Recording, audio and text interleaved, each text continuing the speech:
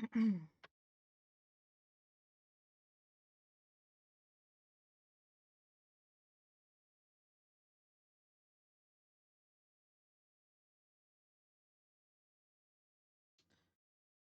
everyone, it's Thrifty. Today we're going to be opening a BAM box, and then we're going to be playing this game called Hooked on You, a Dead by Daylight dating sim. So it should be interesting. Let's go ahead and get into it. Oh shoot, no, why is my camera not working? Ugh, really? One time I forget to check. Give me a second, chat. Let me fix it. Unplug it for a minute. Ugh.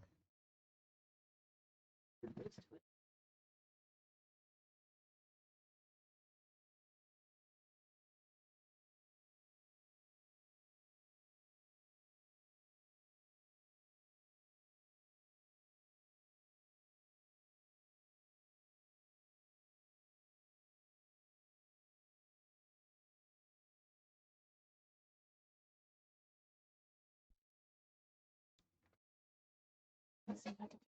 Give me a minute. Give me a minute.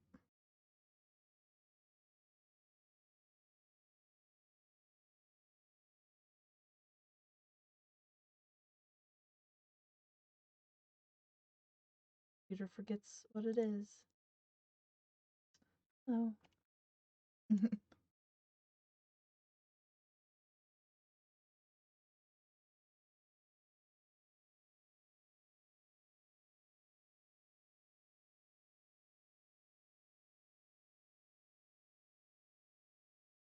um,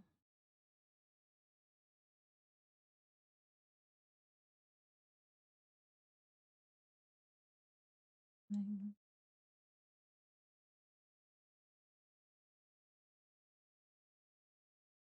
hmm, that one. Fix this.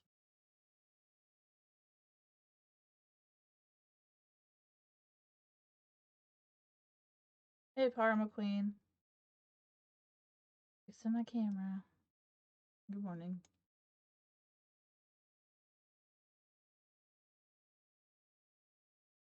Yeah.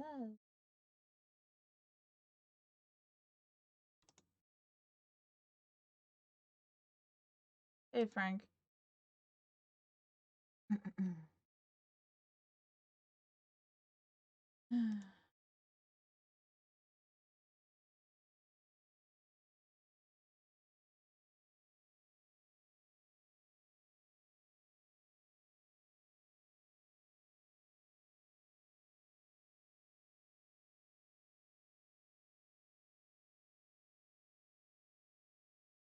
Oh, it's all right. All right, chat. So first thing we're doing, we are unboxing this BAM box. As you can see, it's not really a box. And it says do not bend, so that means there's like a picture or something in it, maybe? Okay, I got this back in July. Well, either July or right before July. Obviously, Facebook sees my stuff that I've liked and that. So this was Jingle All the Way themed. So it's Christmas in July. So it's Jingle All the Way, and the other thing in it's supposed to be Stranger Things. I was like, I don't know how those two things go together, but I'll take it. So I got one. So let's see if this was worth it or not. I had to wait a while to get it, so. Right, I'm gonna use scissors to cut this so that I don't cut into it. Here we go. I guess there's a rippy thing there, but I'm just gonna cut across. Like, it's just the flap that's, like, seals it or whatever. Definitely don't want to cut it or anything. Alright, here we go. I kind of need to be able to see. Oh, hopefully I don't wait. So it doesn't, okay. Just a loop. Oh.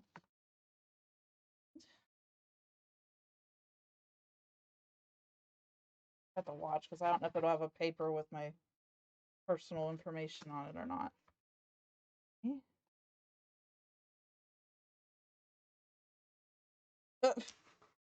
Okay. First thing in it is the pin from Squid Game. Oh yeah, I forgot Squid Game must have been part of it too. Oh, the shiny part might be messing it up. It's been so long I forgot what all's in it.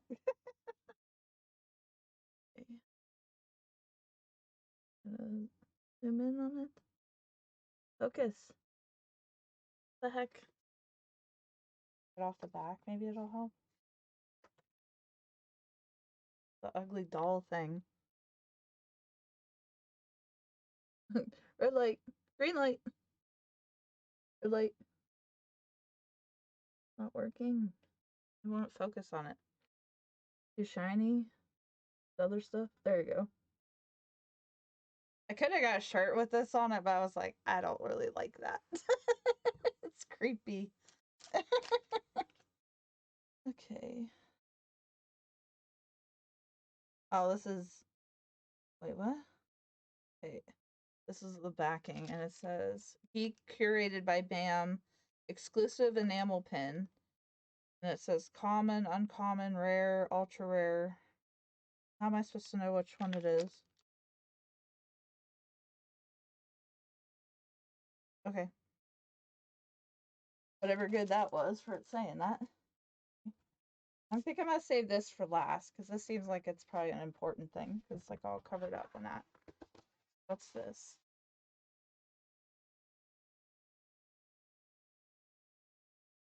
What in the world?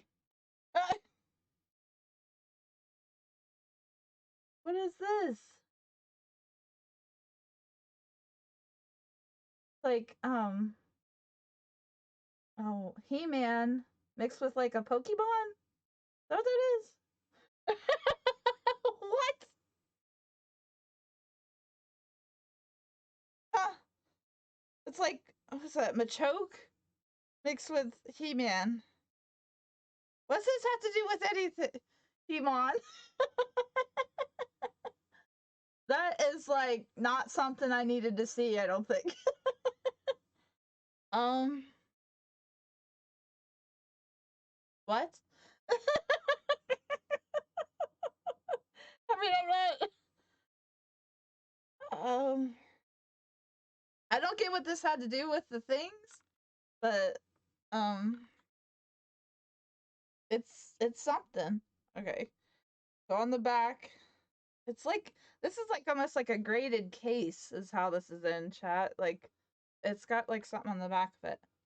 Big Beast Entertainment. Project X Promo 1, introducing Big Beast, Little Beast, Shred, and Phase, otherwise known as Project X. These promo cards from artist Dino D showcase the characters inspired by some of their favorite fandoms. Collect all the Project X promo cards in time for the Series 1 box set release. What? I'm so confused. But that's something. I don't know. If this doesn't have something Jingle All the Way in it, I'm gonna be ticked, because that was the whole point I bought this. Okay. I'm gonna pick up the cardboard now. Okay.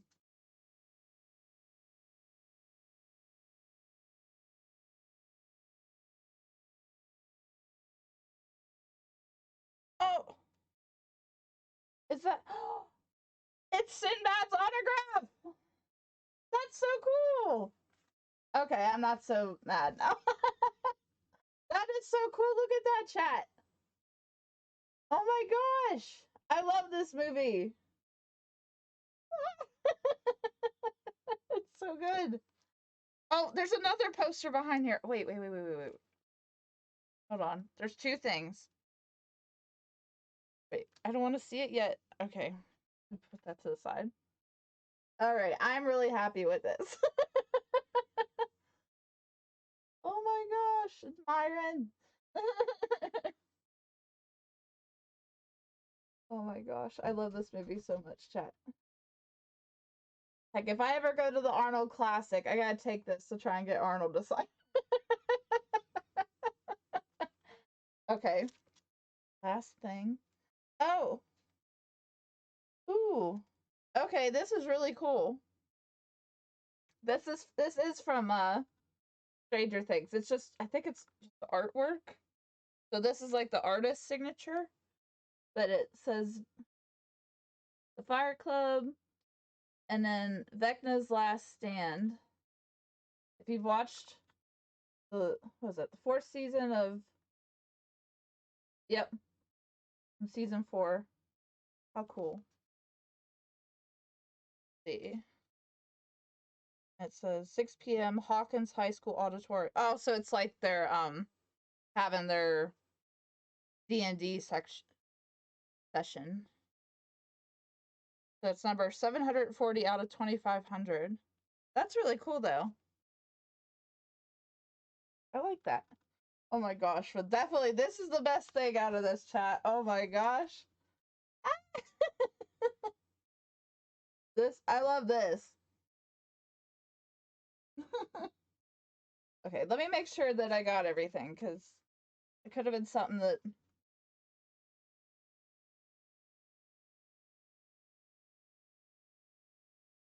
Okay, so. Oh, okay, I get it. Okay, now I understand. Okay, there's different things you could get in the box. Okay. So that shows if you got like the more rare, if you got like the not very rare one. Okay, so we got the common one on, I think, everything. Okay. I think it's.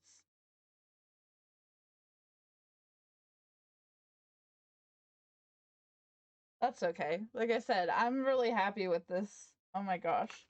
And see, down here, this is how you can tell it's authentic. It's got the Beckett um authorization on it to show that it's real.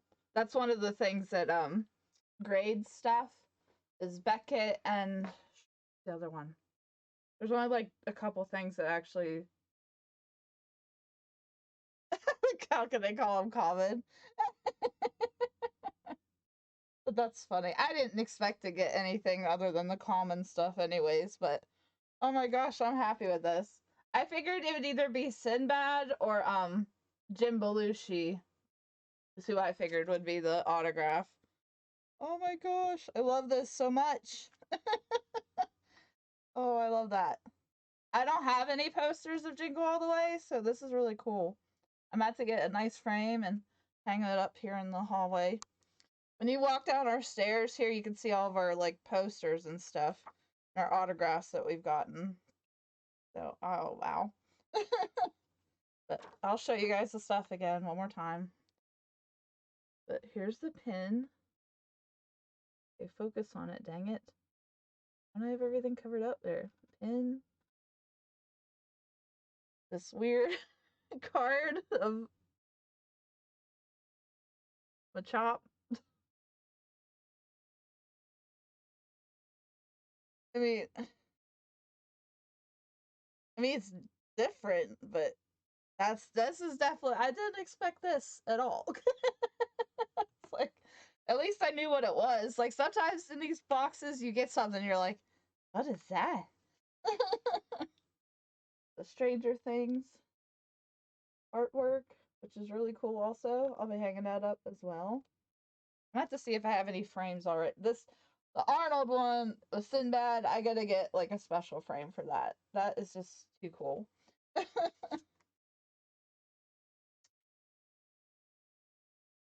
then Jingle All the Way with Sinbad's autograph. That's so cool. I like how he put it in like the big area, like to take up the entire thing. He's like, nope, Arnold, it's my time to shine. You know, like he says in the movie, I'm the man, I'm the man. Oh my gosh. This is great. Yes.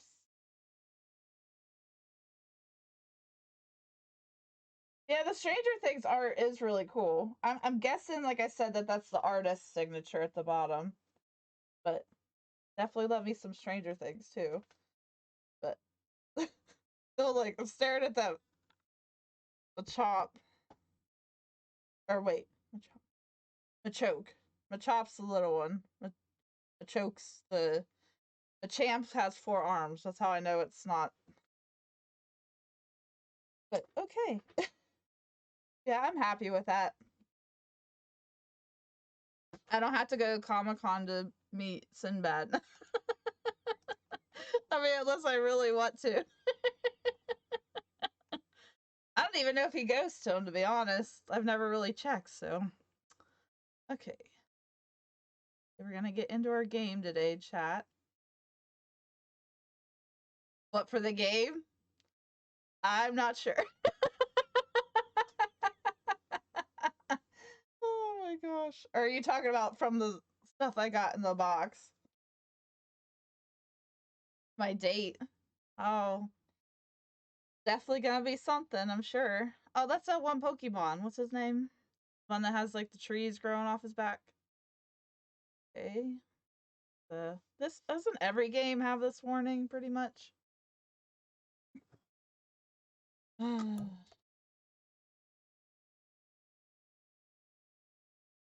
Please read the following terms while we arrange our tropical paradise for your stay. We guarantee a lot of reading ahead. Why not start with these? Ugh. Accepted. It's fine. Oh, risque. Oh my gosh, already. Wow. What are they wearing? What do I need to link? For what? Do I get something if I link stuff? I'll have to do that later because I put the rating in the description, so it's rated mature, chat. So if you're young, you shouldn't be should be able to endure this. Oh, look at that drink, fancy. Oh, it's got like the thing that stabs you in the game in there. These are very muscular people. Can you hear it, chat? I think it's just music playing. So I don't think there'll be any talking. I'll probably have to read all of it. So it probably won't matter. And I'm not doing voices because I definitely don't know how these people would sound. Okay. New game. We'll just put thrifty, I guess. Thrifty. Oh, thrifty. Welcome to your dream vacation. Before we get started, what shall we call you? I feel like I'm underdressed, chat. I should have like a lei on and like one of those like straw hats.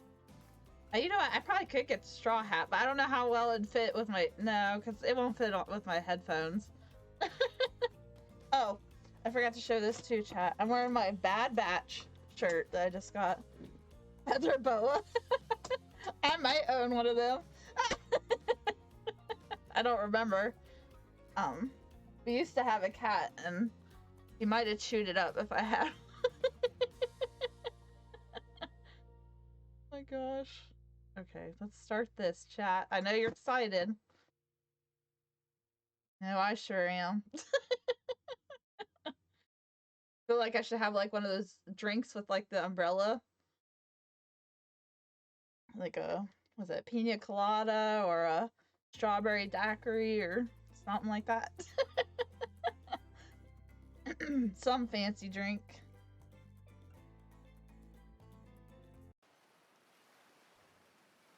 Ooh, this is nice.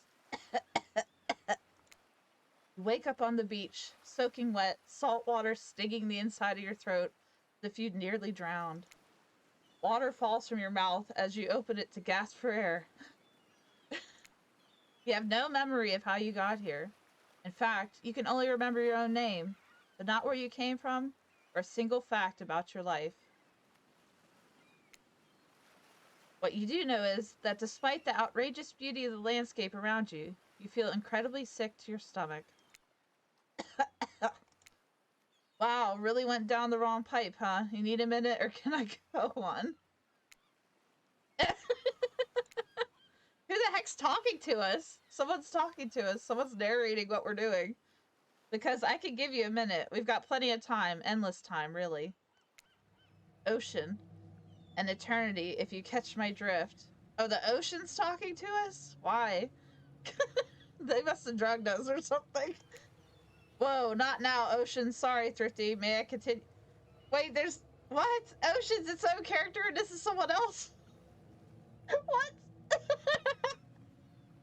Oh my gosh, what? Okay, please go on. Okay then, as I was... As I was saying, look down at your feet, ankle deep in the crystal blue water of a newly arrived wave. As the water recedes back into the ocean, it reveals a grotesque discovery. Ew. A decomposing face stares up at you from beneath the sand. All you can do is vomit, a stream of dark bile, bugs, worms, and other ick.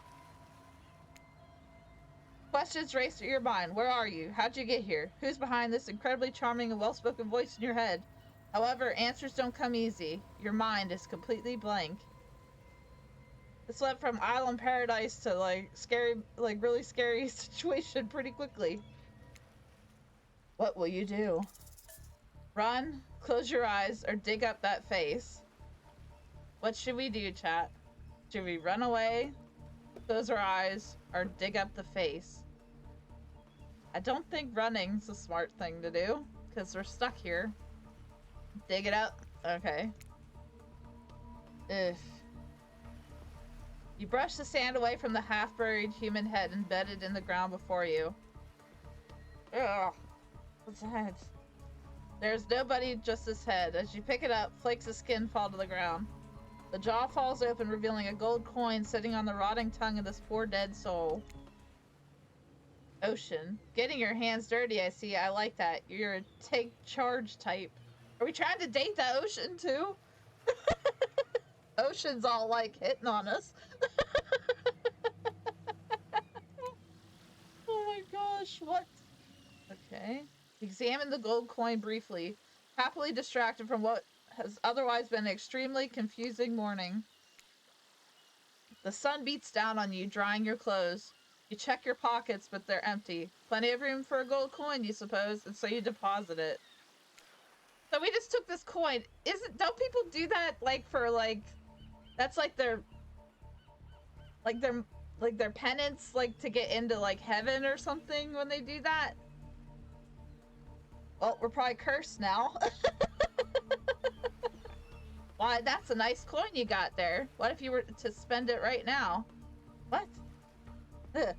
Woo! Go! I didn't know there was a scavenger hunt. Treasure hunt. Okay, why, that's a nice coin you got. What if you were to spend it right now? No thanks. Why not? I'm, like, intrigued on what happens if you spend it. You had to pay the boatman to take you over the river. Okay. I think we should spend it. I mean, what do we got to lose, really? What do you think, chat? Do we spend it? Why not? Well, hello there. I'm Dwight. Where'd these people come from? And I'm Claudette. Oh, they're the people in the game. Oh my gosh, she made it look so different. Okay. Alright. We'll take that. Claudette quickly relieves you of your gold coin and tosses it to Dwight, who bites down on it like an old-timey prospector before handing it back to her. And this is for you. Ooh, lovely. This is very similar to the KFC thing. Like, it really is. Claudette presents you with a tropical drink. Mmm. Looks delicious, besides that flower thingy. The rest of it looks good, except for that. Okay. When you take a sip, you find that it's incredible. Money well spent, in your estimation. But I gotta ask, could somebody maybe design the next one of these dating sims to be all-inclusive? It really takes some of the fun out of a fantasy vacation, be watching your wallet the entire time. What? That's funny. Alright, should we say thanks for the delicious drink? Or we should be like, this is suspicious, and spit it out? I don't think we should tick the people off, honestly.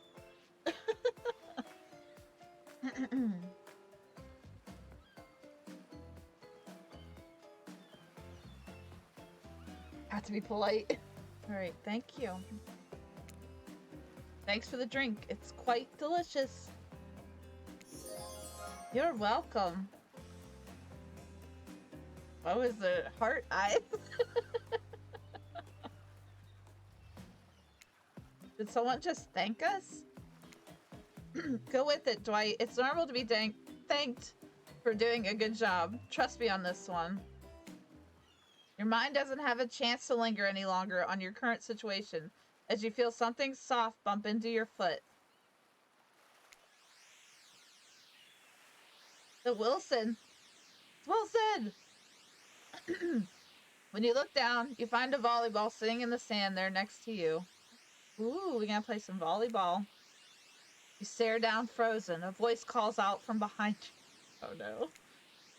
Little help, please? From the Huntress. You turn around, and when you see what's waiting for you, your jaw just about hits the ground. Oh my. Huntress Wraith? Oh, what's her name? Spirit? I think that's her name. And... oh, Trapper. Had to think of their names. Four gorgeous monsters stand halfway between you and a well-tended volleyball court. Oh my gosh.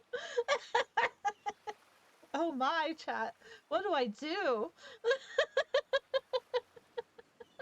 Oh my gosh.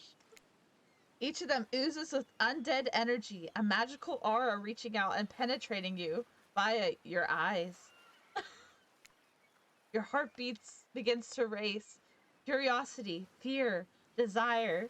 Can't help but stare at these casually dressed, let's call them killers. I don't know, not to be judgmental, but that's just the energy they put out there. So many competing feelings rush through your mind at once that you're completely paralyzed. Hello? Like, question, hello? There are weird days, and then there's this. All you can do is look down at the ball and back up at this monstrous line of, well, literal monsters. Sexy monsters, though. What do you do? Do we toss it back? Kick it back? Say no thanks? Or say nothing and do nothing? Oh, we want to play volleyball. I'm actually not bad at volleyball, chat. I never played it, like, in school, but... Alright, let's toss it back. Bend down and grab the ball. It's warm from sitting in the sand on this beautiful day. When you give the ball a toss, it arcs beautifully through the air and lands right in Huntress's hands. Not bad, stranger. Huntress's muscles ripple as she grips it in her hand. You look her up and down and consider what it might be like to be held tightly in those strong arms. Oh my gosh. Warm, perhaps. Maybe a little sweaty, but that's okay. It's natural. Oh my gosh, I can't even do it. Oh my gosh. Oh, I might need another cup of coffee for this. Oh my goodness. Oh my gosh.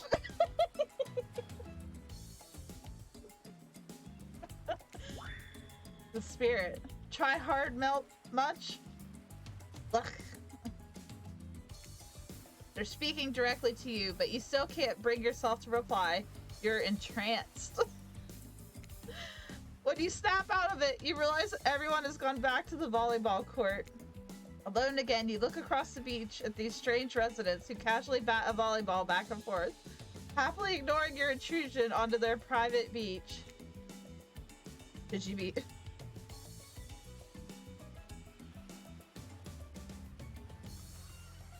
I need to fix that as I can't read the text on some of those tiles.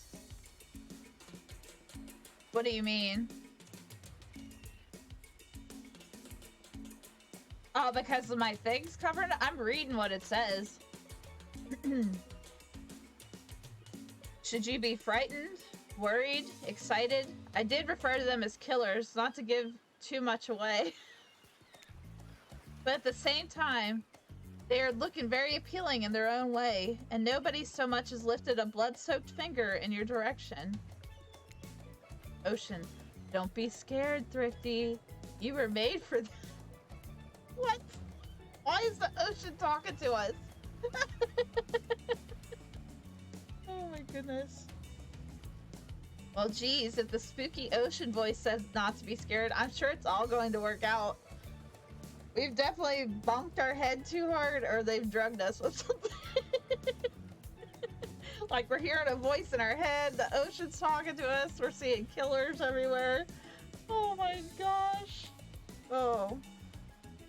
But no good reason not to. You decide to head over and see what happens next.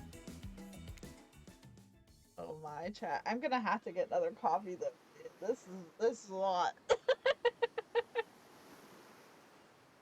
Oh. Oh, yeah. It probably should be just like black or something. And the font should be bigger for how big the box is. I agree with that. I think they're trying to keep with the blue and white theme they got going here, I guess. Seems like you've derailed the volleyball game just by showing up. The Trapper. You derailed the game just by showing up, nitwit. And I guess you're also a nitwit. Look, it's best to just go with what Trapper says when he says it. That's a policy I hold for pretty much anyone who always seems to have fresh blood on their hands. The Spirit. Hey, don't worry about it. It's all just a game. Existence, that is. The Huntress. Besides, you seem a lot more interesting than a silly game. What's your deal? What brings you here? Mean they're here to do more than distract from my total domination? Bye. That was Wraith. That sign means he was done with the game too. Either that or he saw a butterfly or something. Trapper, look, I don't care why this slack-jawed moron is here. I just want to know, can I kill them or not? Please don't. Huntress, you know you can't. At least not yet. These people are giving a lot of mixed signals here, chat. Oh my gosh. Oh yeah, not yet. Hey Thrifty, you might want to know, say something. Actually, never mind. There'll be plenty of time for that soon enough. Right now, this group has some questions for you. But be warned, answer quickly and answer well. Oh geez, don't be timed. Oh, it's a time quiz. Chat, I'm not gonna be able to let you guys help me on this one because I can't pause it, I don't think. The time quiz, and it will be very important later. Very important. Or not important in any way whatsoever. Probably that one. I can't remember. The Trapper. How attractive would you say you are? Ooh. Like, if we say... Okay, it's not timed. It's not, like, timing down. Okay, so we say very... Not at all, or average. Like, if we say very, are we being boastful? Should we say average?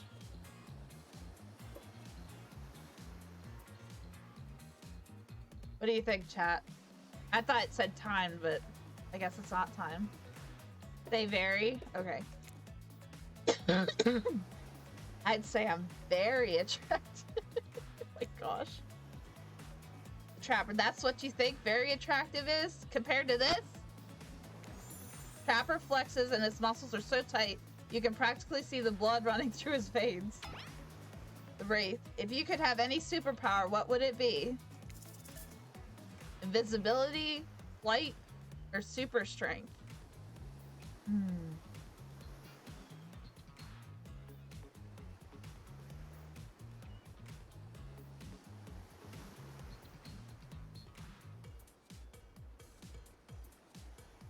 I don't think I'd pick super strength. It'd probably be one of the first two. Yeah, flight's probably... That was the one I was thinking, honestly. Flight, for sure. The spirit. Technically, I suppose I could fly. Honestly, it's not all that it's cracked up to be. As far as I go, I'm still not where I want to be. What was your best subject in school? Math, history, or skipping class? Ooh, between those three, it'd probably be history. What history? History. Nice. It's important to know what came before, so we are not doomed to repeat humanity's mistakes. I mean, we will anyways, but still. What's your favorite animal? Let's see if it actually has my favorite or not, chat. What the heck? Dog, cat, or mustelid? What the heck is that? What's a mustelid? I gotta look this up, chat. I don't even know what that is.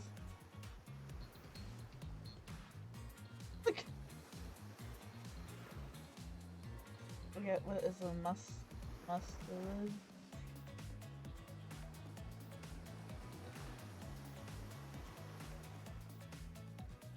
Mustelids are a family of carnivorous mammals, including weasels, badgers, otters, ferrets, martens, minks, and wolverines. Okay.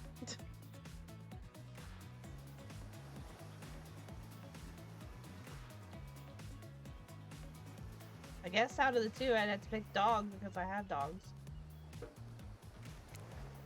Dog? You'd look absolutely adorable in a little puppy mask. Okay. What's your favorite color? I'm pretty sure mine's gonna be one of the choices. Red. Blue, blood red, or 3-day-old corpse. Ew. I ain't putting that. Okay, red. Wraith. Some call it the color of love, but love is just another word for pain. What's your dream job? Astronaut, nightclub promoter, or not working at all? Out of those three, I'd pick astronaut. Astronaut. It'd be pretty amazing to be an astronaut, I think. Wraith. It's hard to imagine being farther away from anyone than floating in space. The cold, inky vastness of nothing forever. Trapper. Best flavor of ice cream. Ugh. Vanilla, chocolate, or horse flesh? Out of the three, I like chocolate. Okay. Trapper. My favorite flavor is pain. Same. Same here. If mine is vanilla swirled with pain. Look at his eyes.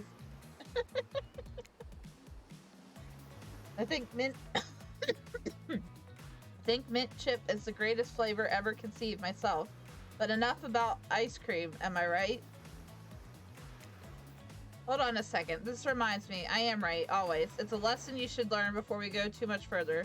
Do what I say if you want to survive. Pick mint chip. Ocean. We're teaching lessons now, narrator, you rascal. Kill or be killed is the rule on this island, even for faceless voices. Tell me, what's the best flavor of ice cream? You better do what they say, chat. They sound kinda hostile.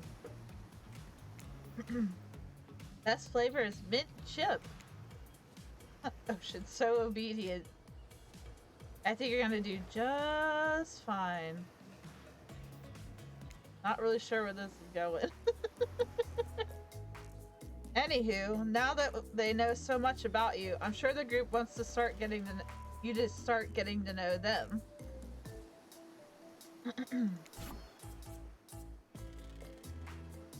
Chat. I want to go get another cup of coffee real quick. Because I feel like I'm gonna go into a coughing fit. I'll be right back.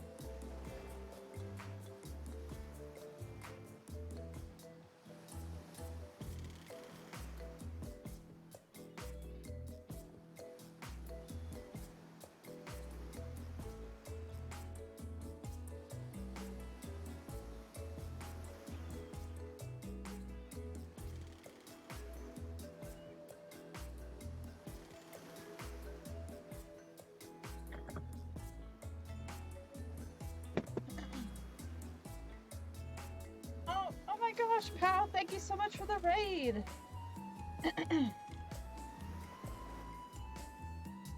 Welcome, raiders, welcome.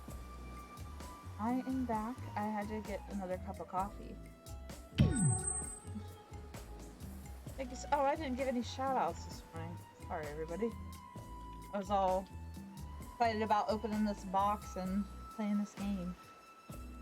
First one to all for the raid. Thank you so much.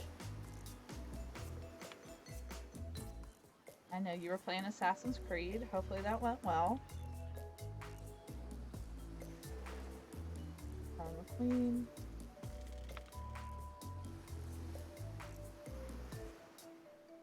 We were playing Fortnite last. Twisted.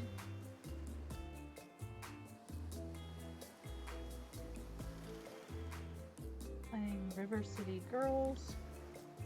1, 2. Arrow mark.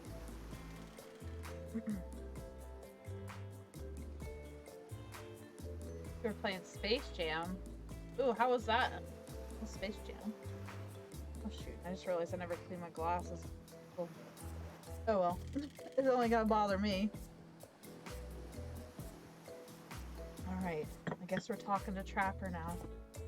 The Trapper. I'm Trapper. I pretty much run things around here. I'm the smartest, richest, strongest person on this whole island. I don't like losers. If you want to know what a loser is, say hello to Wraith. Okay? Wraith. Hi, I'm Wraith. I'm nothing like everyone else. I like nice people and loathe big dumb idiots. Okay. Spirit. Hey, what's up? I'm Spirit. I don't like most things. I don't really hate most things either. It's not worth my time, but the things I do hate, I really hate, you know? Based on my personal observations, life is nothing but suffering, and society is a carefully calculated lie to keep everyone subservient to those in power. It's better to choose to just not take part. Geez, it's like she was downright murdered by society. She hates it so much. Oh no, wait. I'm remembering Spirit's story now, and that's almost exactly what happened. Huntress. Hey, I'm Huntress. Don't let these bummers get you down. There's lots of fun to be had on this island, along with lots of love. Trapper. Yeah, there is, if you know what I mean. Spirit, grow up. Trapper, grow a body. Spirit, I've explained this 1,000 times. I'm dead, but I'm not a literal ghost. I just create a trail of fog. I'm not made of it. Trapper, whatever. Fog body. Wraith, that's not nice. Huntress, he's not nice. Trapper, you love it. Oh gosh. That pose they drew him in. Huntress, only sometimes. Wraith, ew, really? That's disgusting. Trapper, that's why she likes it. Huntress, don't speak for me. I also hate it. It's the pose. Yeah, definitely. And then I guess the like swimsuit, I guess that's what that is. Her body, I don't know what you call it. Whatever type of suit that, the jumper. What do they call that? Romper? It's like a one-piece jumpsuit thing that became popular again for some reason. Spirit, stop speaking entirely, actually.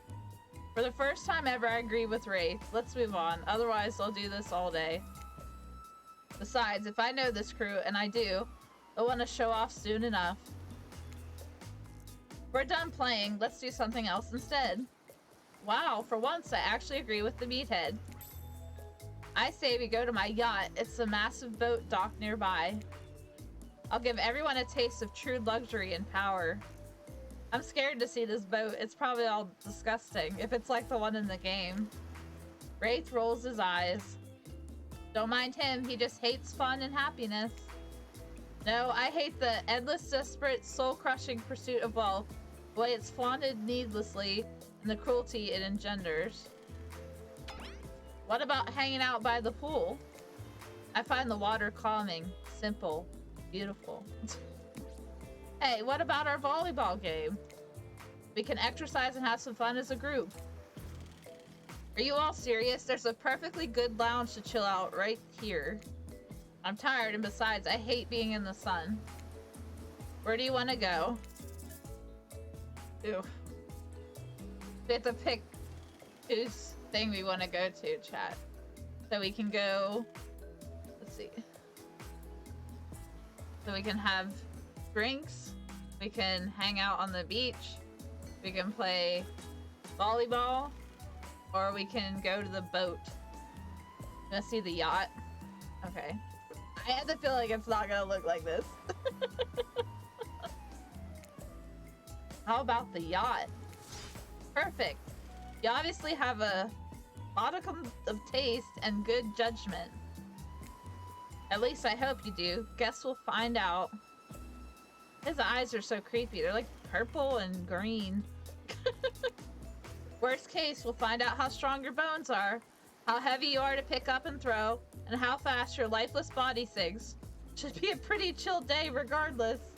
Oh boy. Hold on, Claudette says. For just one moment, Dwight says. This is Dwight and Claudette, our activities coordinators. They're also the cooks, waiters, bartenders, janitors, and every other job. They're the only help remaining on the island. Remaining? That isn't good. This place we call Murderer's Island. Cue dramatic musical flourish. None of the others survived.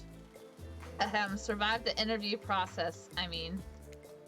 Hence why we shall heretofore refer to them as survivors with a capital S. Look, these two have worked here a long time, so very long. I don't actually know how long it's been. Sorry. Anyway, I should probably let Dwight and Claudette do their mandated jobs. They sure look happy, but they're vibrating with a nervous energy that is starting to give me the creeps. Dwight, we will now escort the group to the venue of your choosing. However, in the future, we recommend waiting for us to present you with your options whenever possible. Don't just run off to various activities unsupervised. Oh no, we're gonna break the rules. We don't have much autonomy around here. The least you can do is allow us to do our job. Most you can do is help us get off this, Dwight. Yes, pardon me. Please follow us. Hey, narrator. Yes, something I can help you with? Those two, Claudette and Dwight, did they just start to mention something about wanting to escape? Is escape an option? Should I be trying to escape? Escape? Them? Oh, no. I think you're mistaken. It seemed like Dwight was asking for help to get off this island, though. Oh, right, that. Yeah, that's true. He was. But he just meant that he wants to get to the other vacation island getaway, a couple miles south of here. It has much fancier accommodation than this island. It's one of those big corporate outfits, quite exclusive, where all the famous celebrities hang out. Very luxurious. Doesn't quite have the charm that this island has, though. Trust me, you will want to go there. With all that money comes a lot of restrictions. This is where you belong. Now, off you go. It's time for an activity. On this island, your decisions matter mostly when I agree with them, not like that other island. So what'll it be? Didn't we already pick the boat? What? Why did it pick again?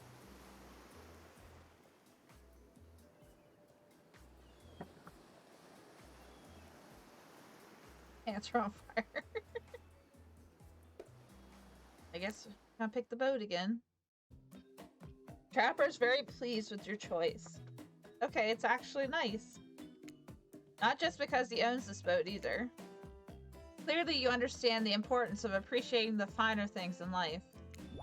Unfortunately though, this means these uncaught heathens are on now on my... Oh my gosh, they didn't proofread! Are on now on my beautiful boat.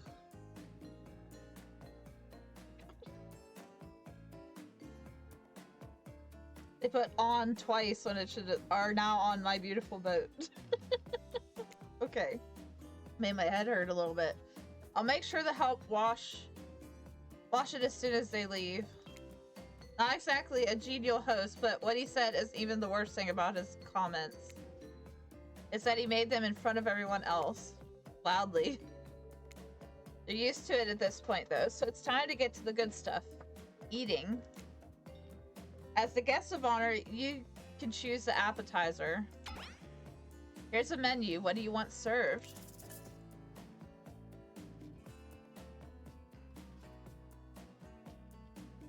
Okay, you can't choose beef carpaccio, veggie hummus platter, or something.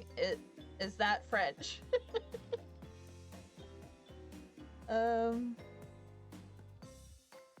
think the French one sounds funny. What do you think, chat? I'm kind of scared, like this might not be actual food. Ugh. Like actually eating like brains or something.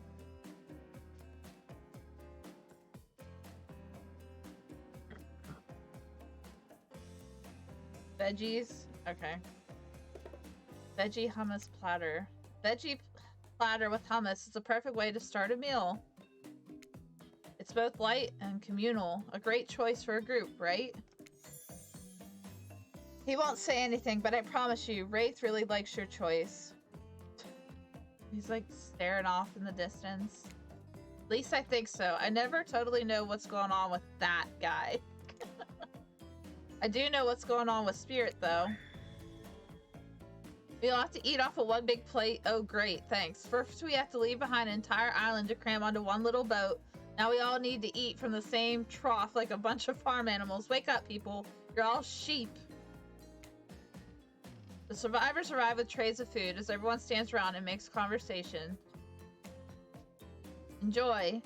They like have them in the same pose all the time. Yeah, she's mad. Please, for our sake. They catch Trapper glaring at them for daring to speak directly to you, but Dwight pushes on anyway. Can we get you anything else? Thank them or get rid of them? What should we do, chat? Thank them or get rid of them?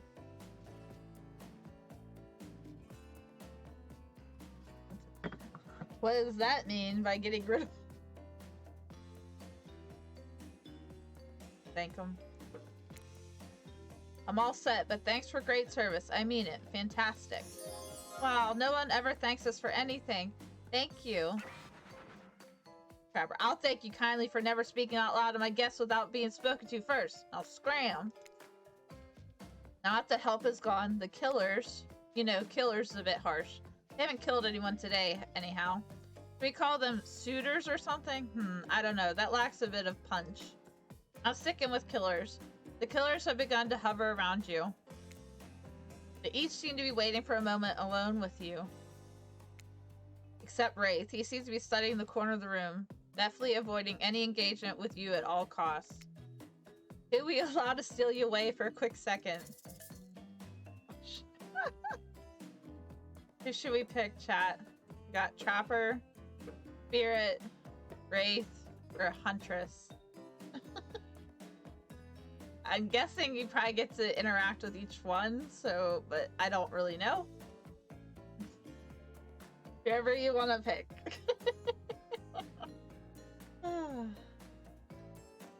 Go with Wraith? Okay. See how Shy Guy is. I don't want this. Not yet. Maybe not ever. Okay, chat later. Oh boy, he's gonna be a fun one to get to know. Everyone, put down your appetizers. I'm bored, and on my yacht, that's unacceptable. Declan... Oh.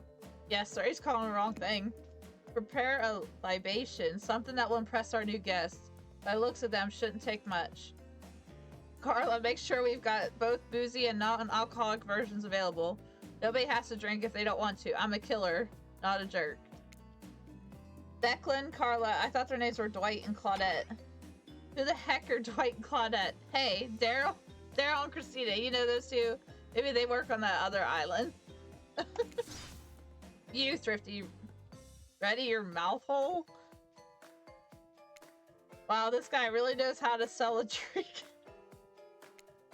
I wasn't sure where that was going. Like, what?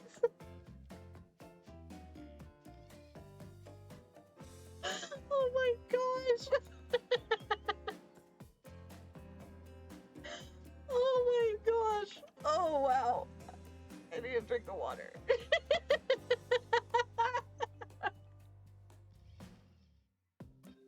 this game. It's too much. Okay. One undoubtedly crass, he does have a point. A minigame is incoming, and the success or failure of your quest may very well depend on the readiness of your mouthful. Wow, who wrote this?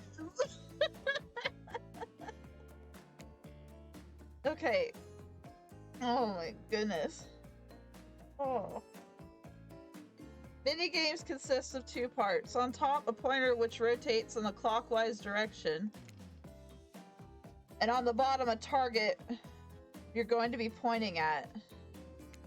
Sometimes the target is immediately visible. Sometimes it's hidden until the pointer arrives. Press the spacebar to stop the pointer while over the target to win. Fail to land on the target and you will lose. Okay, to achieve a perfect success, land on the start of the target area, not the end. Okay, ready to play, or would you like me to repeat that? I think I got it. I had the feeling it was gonna be the same like in the other game. Like the skill checks or whatever. I'm ready, even though I don't like doing these. Ready. Away we go. The party never stops. I would not say that. Shot, shot, shot. I guess I got little John here. Shot, shot, shot, shot, shot. Oh. Not bad. Perfect. Perfect. Perfect. Get quicker and quicker each time. Oh, missed. This whole amnesiac thing is already a lot to take in without... We got casual mini gamer. See, this whole amnesiac thing is already a lot to take in without also pouring a bunch of drinks on top of it. So it's not unexpected that you didn't perform perfectly. Lucky for you, my desire for perfection is only matched by my enjoyment in watching losers fail publicly. But don't expect luck to get you through this forever. Overwhelmed by the afternoon's activity, you feel yourself spinning out of control. Was it the drinks? The pressure to perform? The rocking of the ship? Smartly, you pound a pitcher of water before everyone goes dark around you. It turns out a quick nap was just what you needed. Okay. When you come to, Dwight and Claudette are somehow already back on shore waving at the boat. I'm pretty sure that means it's time to head back and leave this yacht behind. What a shame, too. Trapper planned to serve live monkey brains as an entree. Man, I called brains. Oh my goodness. Seems like the next activity is mealtime? How quaint.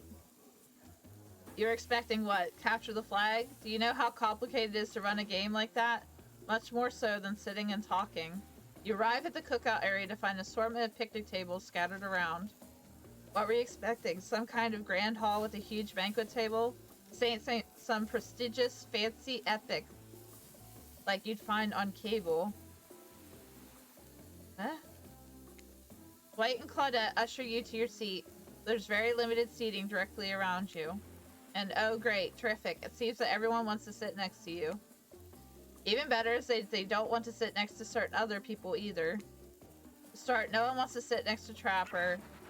Meanwhile, he refuses to sit next to Wraith or Trickster. Trickster? Oh yeah, Trickster is here. Surprise? Yeah, well, they don't call him Expectedster. I'm sorry, even I get nervous around crowds of killers, and my whole shtick gets a little flustered. Okay. Hey there, you're looking good, Thirsty. Real good.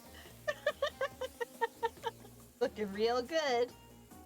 We literally can't let Huntress and Trapper sit together. No, seriously, their arms are too big. They can't fit at the table if they sit side by side. Look at this. We can't even fit everyone on screen at the same time. You probably think it was an error, but it's not. It was completely intentional. Let that be a lesson to you. Every error you think you see is a choice. God. Oh my gosh. So like the extra word in the sentence was a feature, not a flaw. Okay, Dwight and Claudette are directing traffic. You sit on one side, the rest of them will sit opposite you. Huntress and Trapper can sit at the ends with their enormous, sexy arms. Now that everyone is seated, we can begin dinner. Tonight's meal was prepared slowly and carefully with both love and hate for 12 hours over a spit. We hope you all enjoy. We really, really hope you do. Hey, you didn't actually tell us what you're serving. What are we eating? It's meat. Seasoned with a special number of special herbs and spices that we simply can't divulge. See? It's copying the KFC game. Oh my gosh. Oh my gosh. Why?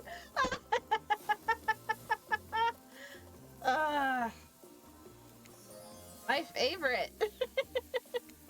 Meat is good. Meat is murder. Which you know, considering what you've been up to. Who are you to get judgy now? I'm just sharing facts, and you need to murder something to eat its meat, so that's like technically true. Technically true is the best kind of true. Okay, enough yapping. Let's eat. Hey Thrifty, you thinking what I'm thinking? It's gonna be a person in that spit, right? There's several parts of overlapping people, perhaps. Haven't seen many pigs wearing palm tree button-down prints, you know? When you look closely at the spit, you spot what definitely appears to be scraps of fabric sandwiched between some layers of meat. I think I might be sick. Is there anything else to eat? This took 12 hours. And we do literally everything on this island. Actually, there's one thing you're not doing today. You're not carving up this delectable meat. Wow, he's right for a change, because I'm with my rod axe. It's the perfect tool for easily chopping away anything in twine. First, who says twain? Is it twain or twine? What is that? Sometimes I swear it's like we're all from completely different historical eras. Try twine. Second, I'll handle this with my cleaver. Fast, powerful, and clean. At least it's clean when the meat is cooked. No blood. Ugh. You two and your ridiculous bicep swinging contest. Enough. Grow up. Obviously, my gorgeous katana is the only option, obviously. I guess we're gonna have to pick which one. The heck it is. Oh, I'll show you both my katana and send you the actual heck if you'd like. Please stop, please. I hate when we fight or talk, or even when we look at each other in the eye. I could do it. I had the skull of Azarov. Great, instead of slicing up, you could club it to a second death. Hey Thrifty, I know this isn't what you want to eat, but hurry up and volunteer to carve up dinner. Ugh. Otherwise, this will go on for hours. No hyperbole. They once argued over who had the most effective weapons for 72 hours straight. And it doesn't matter which one does it. When they're done, they will take it even longer cleaning their weapon, all while explaining the value in maintaining their tools. Despite being a bunch of cold-blooded killers, for some reason, they're always terrified of tetanus. Hey, why don't you just let me carve up dinner? Splendid idea. We'd hate for it to get cold. He hated when it got cold. Here's a machete, freshly sharpened. More minigames. Minigames consist of two parts. On top, a pointer, which rotates in a clockwise direction. Now on the bottom, a target you're going to be pointing at. Sometimes the target's immediately visible, sometimes it's hidden under the pointer's arrival. Press the spacebar to stop the pointer, while over the target to win. Then land on the target, and you will lose. To achieve a perfect success, land on the start of the target area, not the end. Okay, ready to play, or would you like me to repeat that? Alright, chat, I'm ready. Gotta chop up this meat. Ready. Here we go. Slice. We got it. Perfect.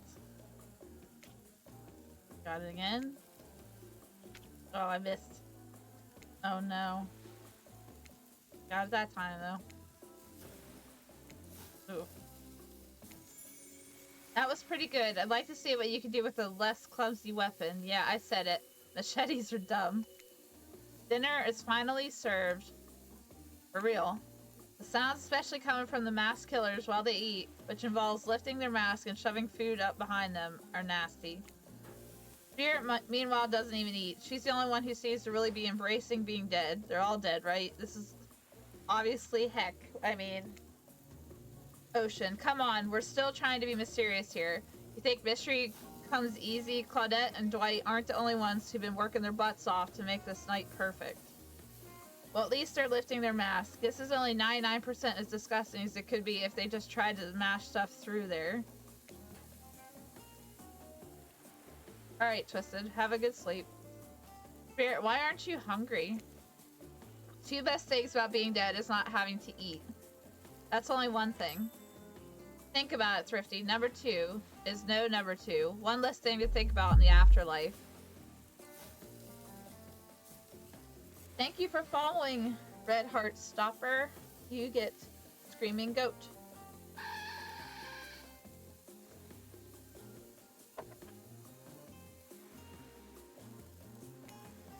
Even if I wanted to eat, I have no idea what I would actually follow. Might have noticed, but I'm mostly just a bunch of dismembered body parts floating in a spectral form. Do you see how deep this cut on my abdomen is? I don't think my digestive tract connects anymore. Between the food and the behavior of the group, this might be the worst meal in history. But even worse is they're staring at you. You're not eating. They don't like that. I think they want an explanation why. What do you want to tell them? This is gross. I'm sorry. Look at that seagull. What should we pick, chat? This is gross. I'm sorry. Or look at that seagull. I know what. That's what. Wow, you ever see a seagull that big? I haven't. That's incredible. Anyway, what were we talking about? Lame misdirect. Yeah, she's right, Thrifty. Pretty lame. Own who you are. Never compromise. Didn't you wash up on this island with no memory of who you are and how you got here? Yes, you did, poor thing. You have no idea the last time you ate a real meal, and you've been standing in the sun. But the seagull! The seagull! Whew, stop it now. Uh-oh, he just made a lot of good points. I swear. You're beginning to feel lightheaded. It waved at me. Maybe you need to eat to survive here. Either that or someone poisoned you. No, wait. You haven't eaten, so you can't be poisoned. Whatever the answer, you're clearly about to pass out. Ocean. Oh, hey, it's me again. Your friend, mentor, and guide, narrator to the narrator, the Ocean. Not sure how I feel about the characterization, but I'll allow it. Ocean, I brought you here, and I might be the only one who can help you now. There's only one thing you must do to survive. You have to figure out why you're really here. No one can tell you, not unless you follow the right path, or at least a right path. Drink. It's a lot of reading, chat.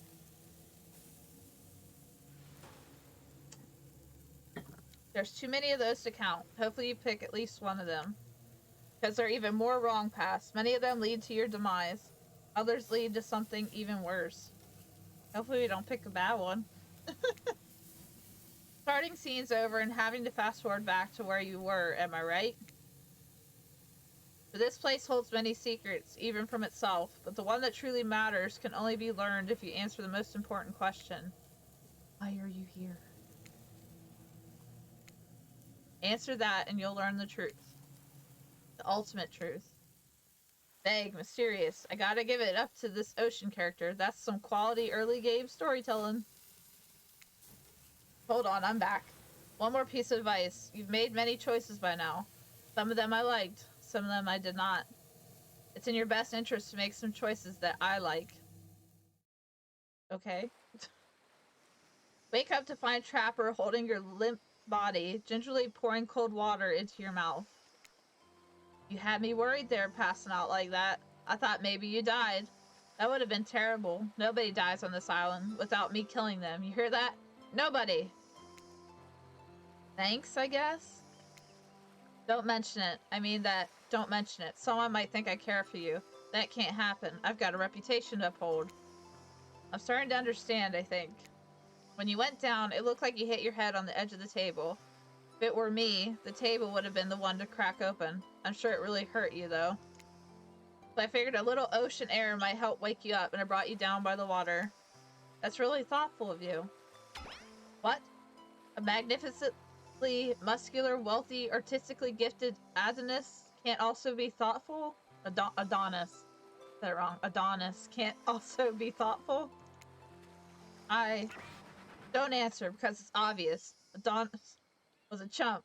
Killed by a boar. Get out of here with that garbage. I do find myself in an unusual position, though. Despite the overwhelming probability that I'll eventually find myself standing over your lifeless corpse, I don't want you dead just yet. I'm here to talk to you. Like a regular human person. The eyes blink. Yeah, they're blinking.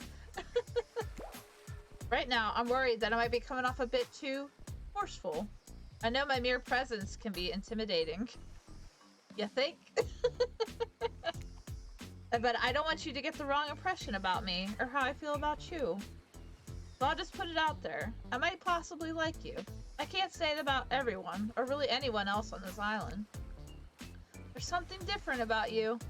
You aren't like the others. Henceforth, I think it's time I shared something with you that I haven't shared with anyone in a long time. Oh no. It's a big part of who I am, and I think you're ready. You watch as Trapper reaches into his singlet and pulls out, was it one of his traps? Some sort of rolled off scroll of paper.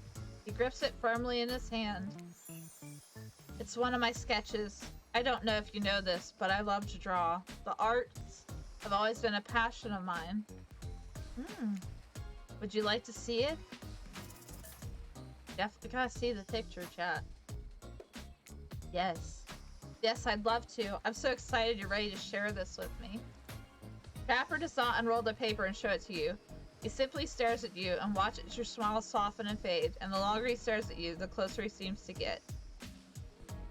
Ugh. What an interesting response. Thanks, I hope. Let's see. Trial run unlocked. Trapper looks at you, a piercing look even through his mask. He smirks, but it's not clear why. Then he turns and leaves. What? Just as things are really heating up, you hear a flurry of footsteps behind you, and you quickly spin around, ready to fend off whatever new danger has popped up on this strange island. Only to find that it's Dwight and Claudette sprinting across the beach, clipboards in hand, which are waving in the air above their heads. It's very important that we stick to the itinerary and attend each event as scheduled. Playing sick for cute flirt points was not a part of this evening's activities. That's strictly slotted in for after campfire story time. At this rate, we'll be late. Playing sick, no time for excuses. Well, there is, but that's scheduled for after what comes after the flirting. Go, go, go, go, go. Okie dokie. Chat, what do you think of this game so far? Okay, once everyone has gathered at the fire pit, Dwight and Claudette quickly make an announcement. We're not going to blame anyone in particular, but someone, and we're not going to say who, so don't worry. You hasn't been sticking to the schedule. It's definitely something. That means that we're behind on time for evening activities, and we'll only have time for one person to share their special spooky nighttime story. Just one story, but story time is my favorite activity. This is a narrative-heavy experience. You're telling us that only one person gets to share. How will we decide who? Oh great, we have to decide as a group. That never goes well. Whoever did this, step up now. I swear I won't be angry. I'll merely chop your head off. Your head clean off. No fuss, no muss. Voice trembling, you realize this is probably it for you, but you embrace your fate. This is sorry, everyone. I think they're talking about me, to be honest. Still don't understand how this whole schedule thing works. I guess I lost track of time while I was passed out. Been there before. Even though it's taken some pressure off of me, which is an absolute dream come true, is it really fair to pick on the newbie? Seriously, has anything here ever happened on schedule, even once? Darn it, Donald. If you try to flex that authority gimmick one more time, so help me, I'll snap your head off so quick. And then I'll drown you in his blood, Cynthia. Fuss and muss are back on. You don't know I love to hack, slash, and slice. We all know you love to kill. It's almost all you talk about. Nobody named any names. Who even knows any names? Not us.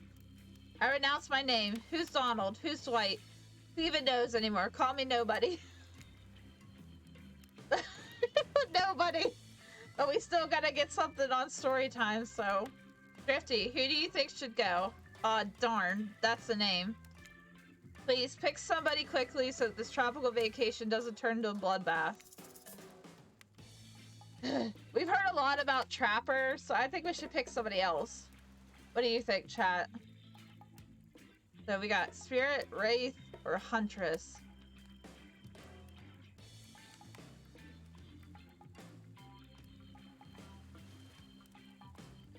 Spirit? I choose you, Spirit. It's like we're throwing out a Pokeball. Whoa, whoa, this entire experience is being carefully crafted to avoid an IP infringement lawsuit. Let's be careful with the catchphrases, will ya? Oh my gosh. Really? You want to hear from me? Spirit huffs and dramatically rolls her eyes as she gets to her feet in front of the campfire. Don't let her talk you out of it. She's great with ghost stories. I don't know where she gets it, but she comes up with the scariest stuff. Seriously disturbing, even to me. I literally pulled a guy's skull and spine out once with my bare hands. Talk about bullcrap stories. If everyone else is going to chit-chat, I guess I can just sit down and... Huntress's eyes go red behind her mask, and both Trapper and Wraith take their seat. They know when it's worth fighting, when it's not. Ahem. Well, I hate to break it to you, but tonight's story isn't scary. It's a romance. Too late now, though. I was selected.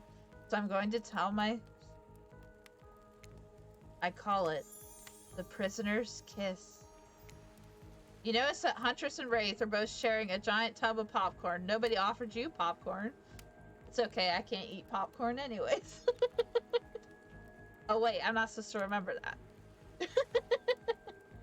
It was a dark summer night. Warm rain seeped from the sky like blood from an old wound. Detective Hada, a celebrated investigator and renowned hostage negotiator, was called to the scene of a strange occurrence, unlike anything she had ever seen before. When she arrived, the scene was chaotic. Crowds had begun to gather. A dozen other officers were doing everything they could to keep curious onlookers away. But how could anyone resist wanting to know more? For there, in the middle of a busy market, had appeared a giant box. Strange, alien in its appearance, and massive in size. No one knew how it got there. Was it delivered? Built on site? In such a busy area, how could something like this just appear? A mystery. It was as if conjured by magic.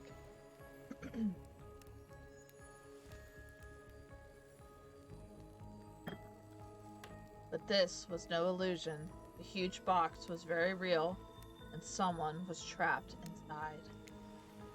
Spirit paused her story to look from face to face of each audience member. She has no expression, but you feel her vibrating with energy. She's in her element. Help me! Cried someone inside the box. It was a man, terrified, trapped, imprisoned. His voice trembled. By now, it was as if every detective in the city was there, looking the strange structure up and down, inspecting it on every side. I wonder if this is going to be some weird, what is that, Schrodinger's cat type deal? It didn't make sense. There was no doors, no windows, no fasteners or seams. It was completely solid and much too heavy to move by hand. Solid, that is, except for a single small slit. Just enough to see the bloodshot eyes of the prisoner trapped inside. I don't know what happened. I woke up and here I was. I'm so scared. Please help me, cried the man, as if pleading for his life. I thought this was supposed to be romance. No stranger to tense situations. No stranger to tense situations. Detective Hodder comforted the man. She used her training to calm him and buy time for the other investigators. However, time did not bring clarity, only anxiety, as the night dragged on with no progress opening the box. And as the night grew longer, the seeping rain puddling on the ground, the man inside grew more desperate, more sad and lonely, more pathetic and in need of help. But Detective Hata was no help at all. Powerless to save him, guilt began to weigh on her, like it never had before. "Don't let me die in here," the man begged. "Don't let me die alone." "Stay calm," instructed Detective Hata. "You're not alone. I'm here. Heck, half the town is here. We're all in this together, and we won't let this be the end of your story." Looking through that narrowest of passageways, Detective Hata watched her own reflection in the tear-filled eyes of the strange, sad prisoner. Together they both wept in silence at the hopelessness of the moment. "Promise?" asked the man. "Promise that I'm not alone?" "Yes," she promised. "I do." A simple pledge, she felt an instant connection like she had never felt before. Not to her family, not to her friends, not to any of the other hostages she had worked so hard to free before. She must have, agreed to... I bet she agreed to marry him somehow, because she said, "I do." And so, when the man's eyes closed and backed away, it didn't scare Detective Hata, for she knew he would return, and he did, pressing his lips up to the narrow slit in the horrible puzzle box, repeating his question again, steam flowing from his mouth as he asked, "Promise? Promise that I'm not alone?" "Yes," she promised, "I do." And pressing her palms against the cold outside of the box without truly knowing why, Detective Hata leaned forward and placed her own lips up to the opening, letting her breath creep into the strange structure, allowing her warm lips to fall on this man's. It was a gentle kiss, a moment of compassion. She could feel in this brief contact the beating of her heart, pulsing blood through every inch of her body, matched beat for beat in this soft touch. "Thank you," said the man, no trace of fear remaining in his voice, and he backed away into the darkness, disappearing in a single moment of eerie calmness. "Get back!" yelled an officer, suddenly thrusting himself between Detective Hata and the box, breaking a silence that would soon be filled by a cacophony of whirring gears and clicking latches, a symphony of mechanical activity happening all at once. Something weird's happening, chat. Something had triggered, as if an unseen lever pulled, and the side of the giant box began to slide open. Detective Hata gripped her flashlight tightly and pushed forward into the foggy interior of the giant box. Her feet splashed in the puddled rainwater, her heart racing as she swept her light from side to side. And that's when her eyes landed on the man, or at least landed on what should have been him. There, in the corner of the box, was a pile of pieces, like parts of doll, almost pulled apart, or perhaps that's just how Detective Hata had to think of him in that moment to survive. Ugh. A collection of segments, limbs, pieces, disconnected from one another, cleanly severed and placed in a neat little pile. And atop that pile, a head, cold, pale, eyes open, lips an icy blue. Spirit stares at the fire, her own expression lifeless, her lips blue. Tears fall from her chin and soak into the sand at her feet. You're blown away by the story, and it's safe to say you're not alone. Everyone else is looking into the fire or up at the sky anywhere but at Spirit. Is she supposed to be the detective then, in the story? It was you who chose her. You who initiated this harrowing tale. So sad, so creepy, so sensual. She really went into great detail when it came to describing that kiss. Too much detail. And now no one is sure how to act. Dwight and Claudette are staring daggers at you. You have to do something. This game was supposed to be a light-hearted romp. Please, I said do something. Say nothing, hug her, cool story, or stand up and try to start one of those slow claps.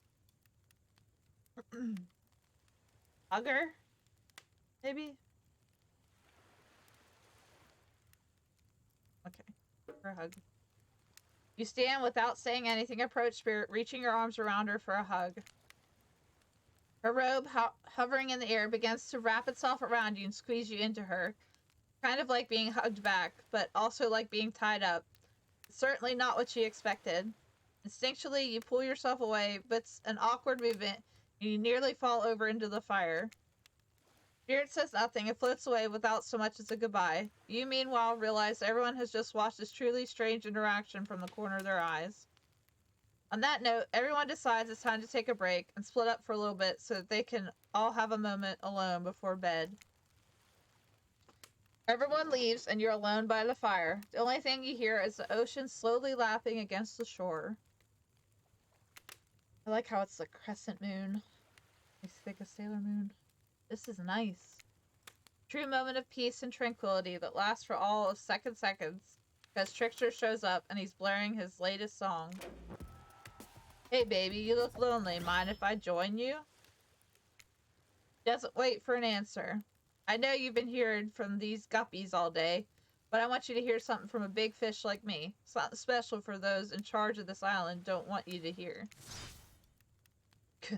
I am the ultimate catch on this island, the only lobster in an ocean of sardines. No one can give you what I can. You just have to find me. Come find me, baby. Oh my gosh, it sounds like that stupid commercial. What is that? Oh. What was that dating commercial? eHarmony, I think? And the one would be like, come find me. Like, it would always say that. Trickster leaves. You're a bit confused about what to make of his cryptic clues, but you aren't going to get any time to yourself to think about them just yet. Spirit approaches you. You know, I was watching you while I told my story. I could tell it was having an effect on you.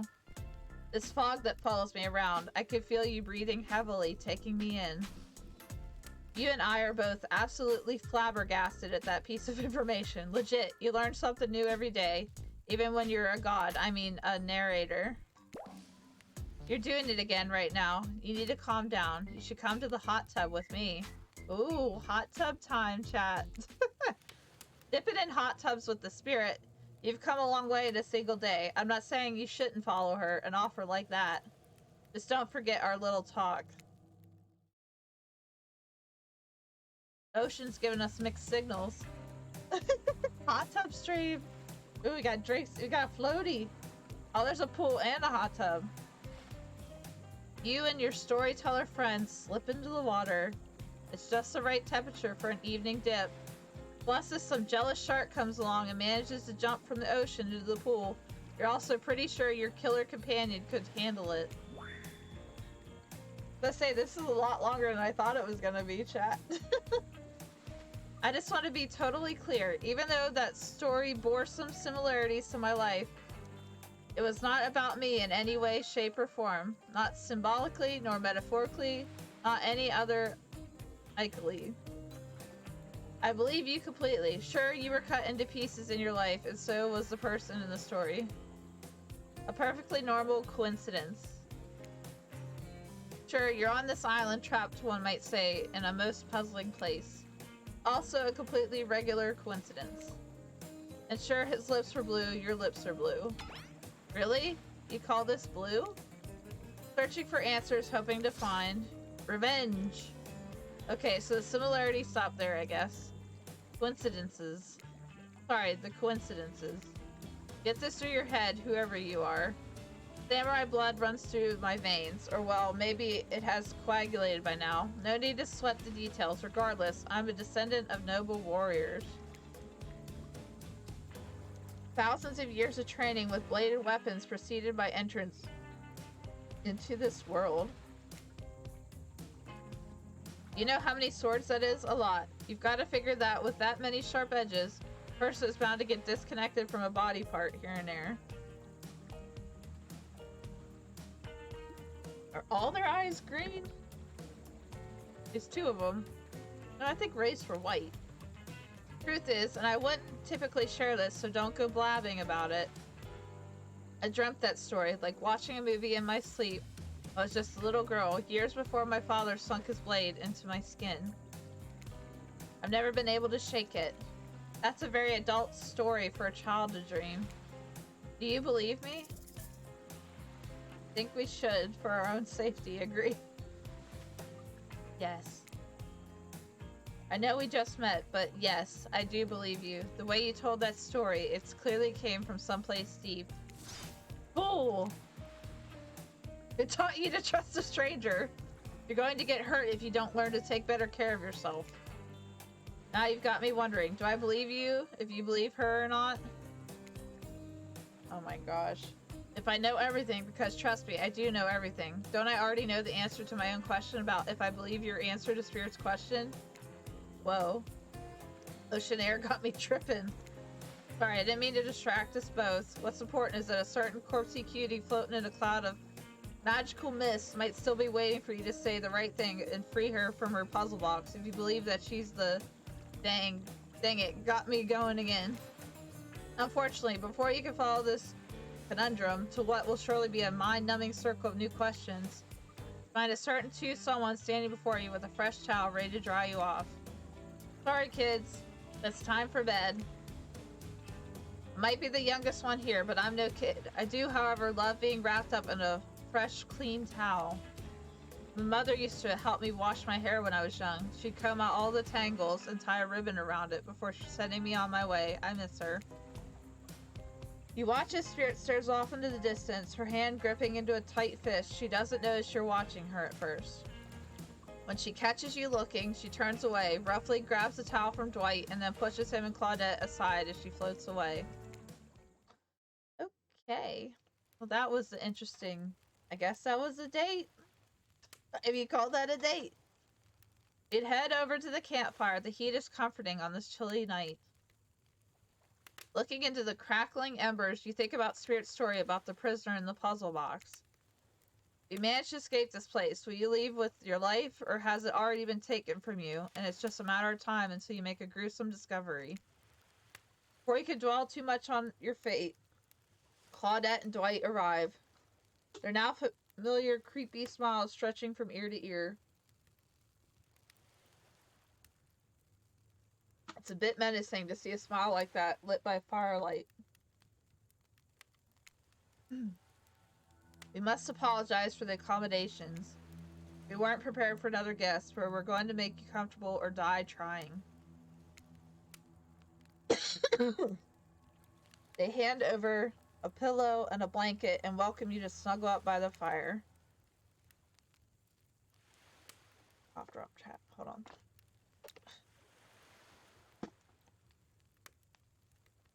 Perhaps some music will put you at ease. Not sure it will.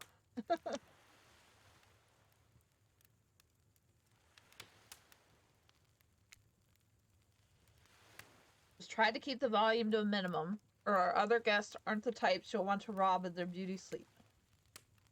Ugh. More minigames. Oh. Special minigame. Perfect for the less coordinated because there's no winning or losing. Well, not technically. Wherever the pointer stops, that's your result. I suppose if it doesn't stop where you want it, that's a bit like losing, but no one has to know if you don't tell them. Yeah, I guess I'm ready. Away we go. As you relax and look into the fire, the radio begins to fuzz and flicker. Okay. You examine it and decide that you might adjust the dial and fix it.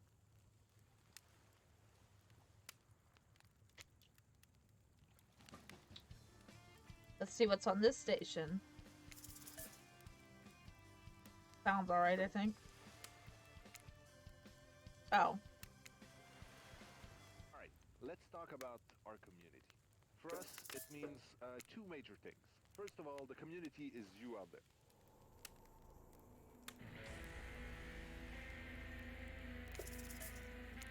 This is a different one on each one.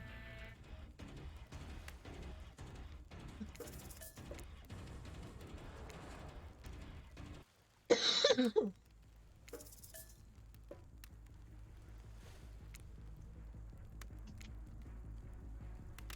only one I've liked so far is, I think, 94.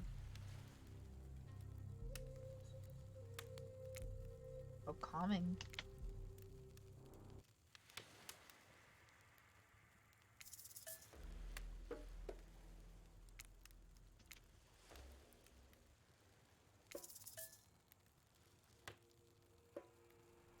Off now.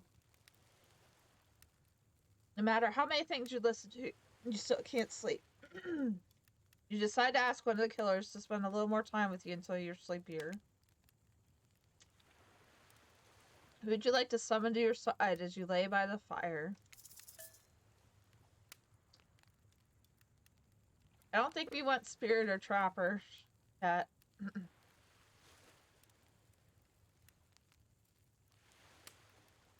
Who do you want to invite?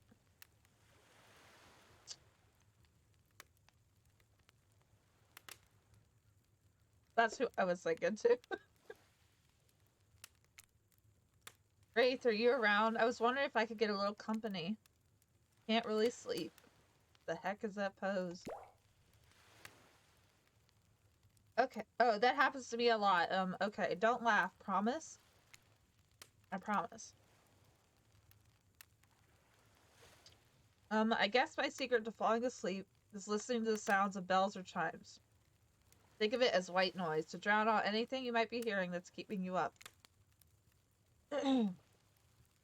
Like what, Wraith? Like those distant screams we can all hear coming from beyond the mountain? If that's a bit morbid, I guess you could hold on to this chess piece of mine.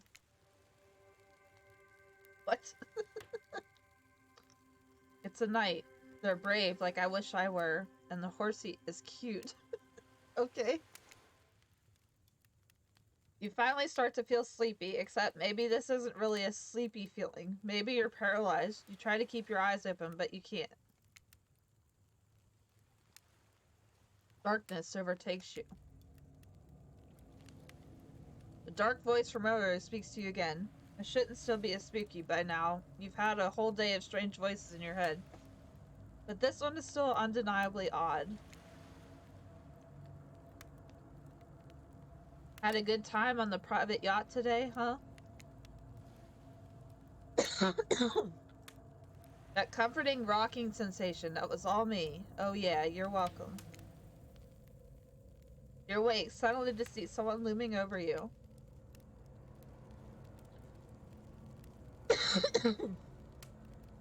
Sorry, chat. Allergies are no. When you wake up, you find Spirit sitting beside you, reading a worn paperback. Oh hey, what? Shh. Clearly she's noticed that you're awake, but she hasn't actually looked at you. Seems like she's pretty focused on that book.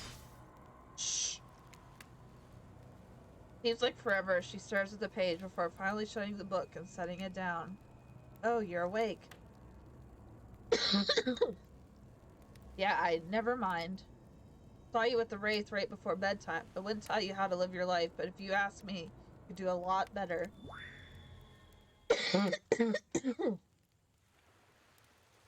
It's completely by accident. I even saw them over there. Here.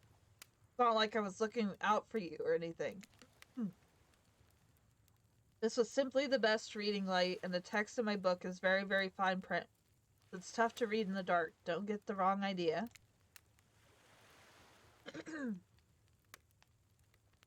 You and I are obviously minding our own business types, not phony look out for each other as an excuse for just being nosy types. But well, since you're here and I'm here, maybe we've got other things in common. Who knows? Oh boy. We spent a little bit more time together, we might find that, I don't know, we get along. By get along exists simply and comfortably without feeling any burning desire to assassinate the other person. Or not, whatever. I don't even care. Bye. Good night and sweet dreams to you, I guess. Finally alone for real this time, maybe. You drift off to sleep again. Hopefully you're not poisoned. What an interesting day, chat.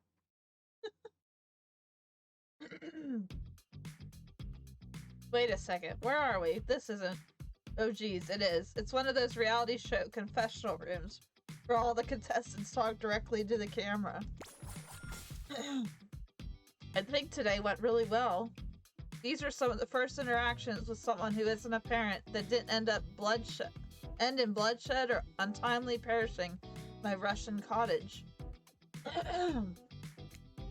I'm counting today as a win, no matter what happens. What do I think of the newcomer? Do I have to say, oh, I do. Okay, attractive, mysterious. Really don't know that many other words since I was raised by my mom in the woods until she was skewered by an elk. Then I had to wash her entrails off my Seraphan.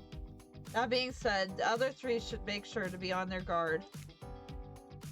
I don't know who this newcomer will want to spend time with tomorrow, but I, for one, will not let my guard down easily.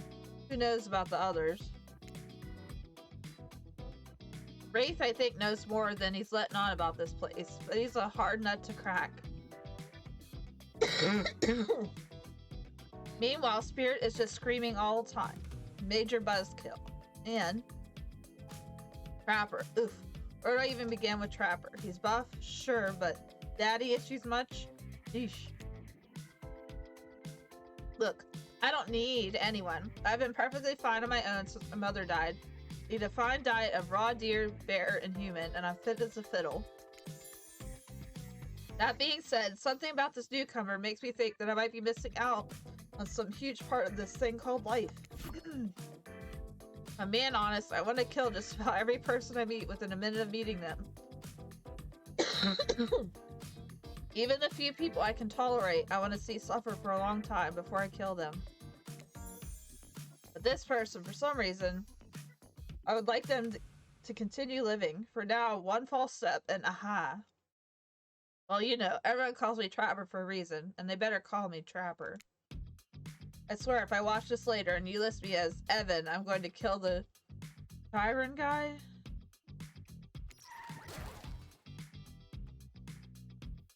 Yeah, today was fun. I don't want to get ahead of myself or really invest in something that might hurt me, so I don't know.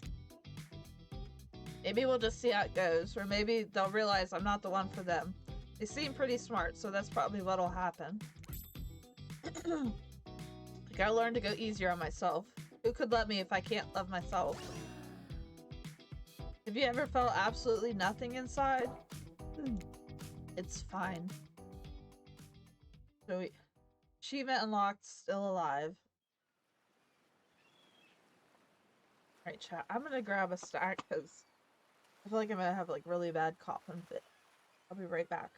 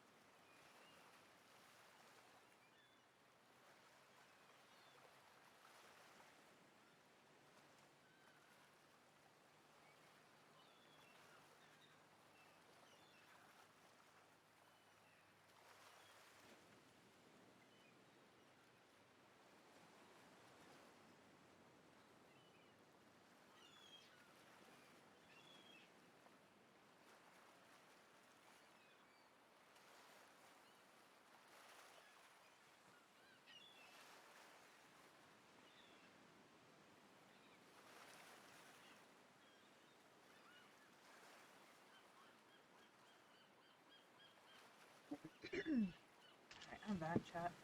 No coughing, though. Must be from too much reading. I have no idea how long this is supposed to be. Alright. Alright, you open your eyes, the sun is shining, there's not a cloud in the sky, and you feel great. Totally well rested. You're not even suspicious of the fact that you fell asleep by the campfire but woke up several yards down the beach. Wait, are you on vacation? Was yesterday nothing more than a strange dream? No, not a dream. You really are here for another day. Why, I have no idea. You're obviously a weirdo. Okay.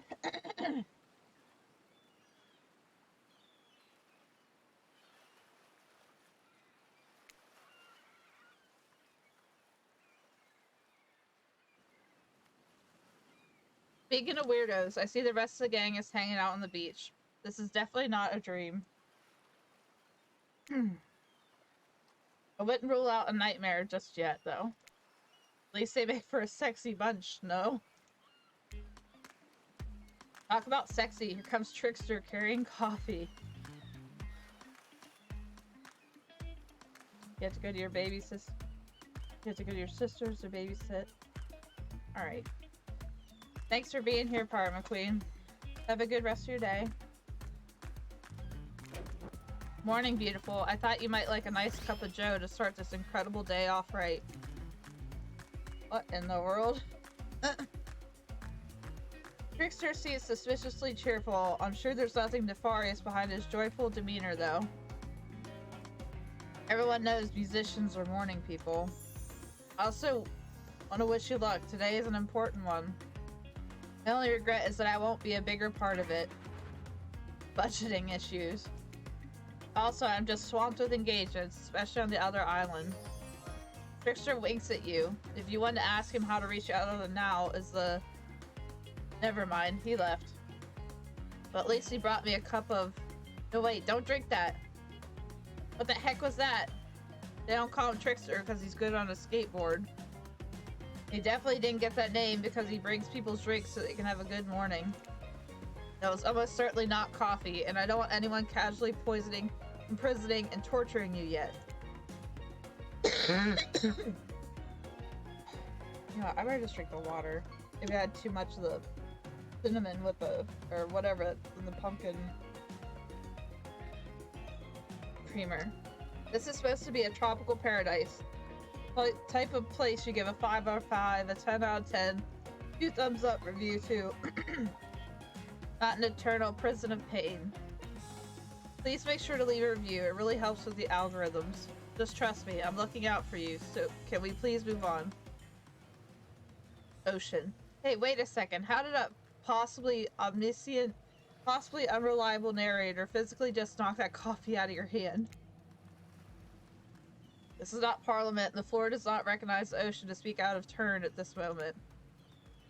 Ocean. I need no recognition, for I'm the ocean. I dominate the land. I submerge those who defy me and become their watery grave. Actually, speaking of graves, I would like to say something of grave importance. Fine, go ahead. Even if this place is an eternal prison of pain, and I'm not saying it is, even a place of extreme horror could still receive a 5 out of 5, 10 out of 10, thumbs up review if it was crafted with love and or that's the type of thing you're into. You know, the ocean is right. A lot of hard work goes into a place like this. You should really judge it on the artist's intent, and whenever possible, start from the mindset of giving them the benefit of the doubt. Constructing these elaborate simulations, vacations, it's not easy to do. Sometimes there's some small bugs or inconsistencies, but that's just the nature of the process. Perfection is overrated. The universe is filled with mysteries. We ought to celebrate those who venture to bare their souls as part of a creative process with the ultimate intent of making things for enjoyment, not be overly critical of them. Oh my gosh, they're like rating the game in the middle.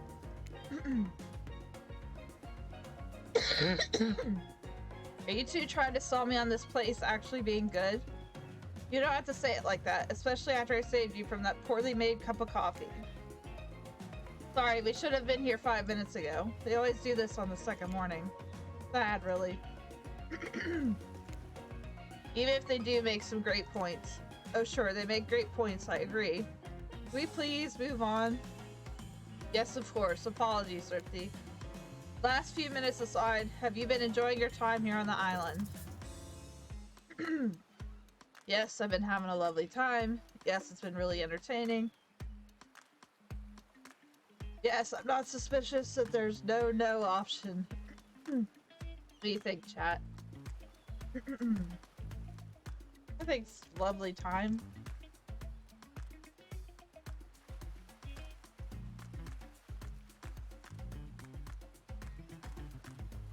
Either way, it gives me a moment to eat this cheese stick.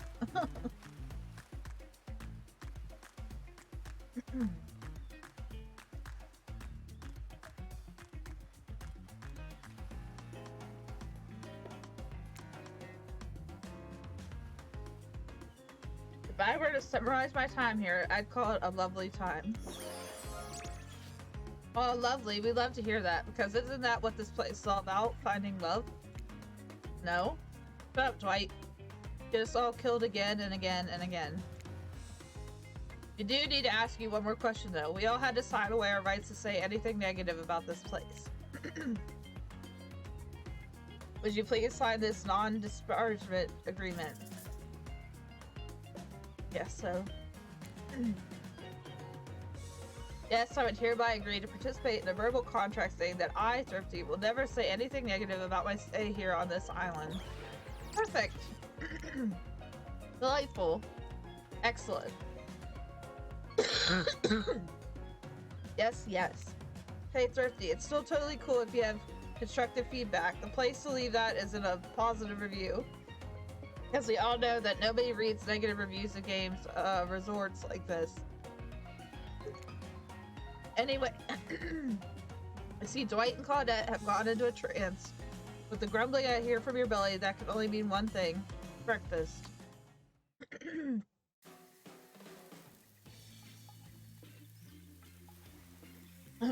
Perfect timing. Everyone rolls into the dining area to lard up those sexy little bellies with pancakes and bacon, and so much for maintaining these beach pods. We're all half naked in a tropical paradise. If we get some strawberries here, a yogurt, magic powers will only get you so far. Even killers watch their sodium intake. Yep, it's definitely the coffee.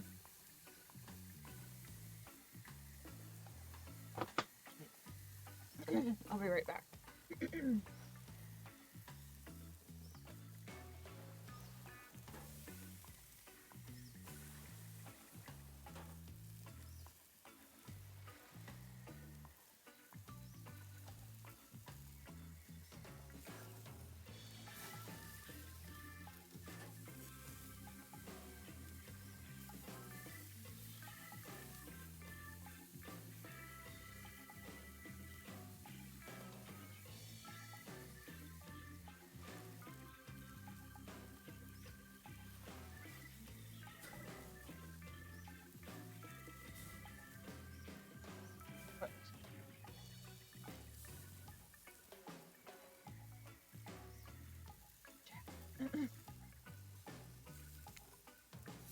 Take your plate and sit down, thinking about yesterday and the whirlwind of feelings you experienced. Danger, dread, disorientation. It's like going through puberty again, except all in one day on a beautiful and mysterious island. Looks like you're not the only one doing some introspection, though. Trapper stands up to talk about how his day went, in case anyone was wondering. Personally, I wasn't.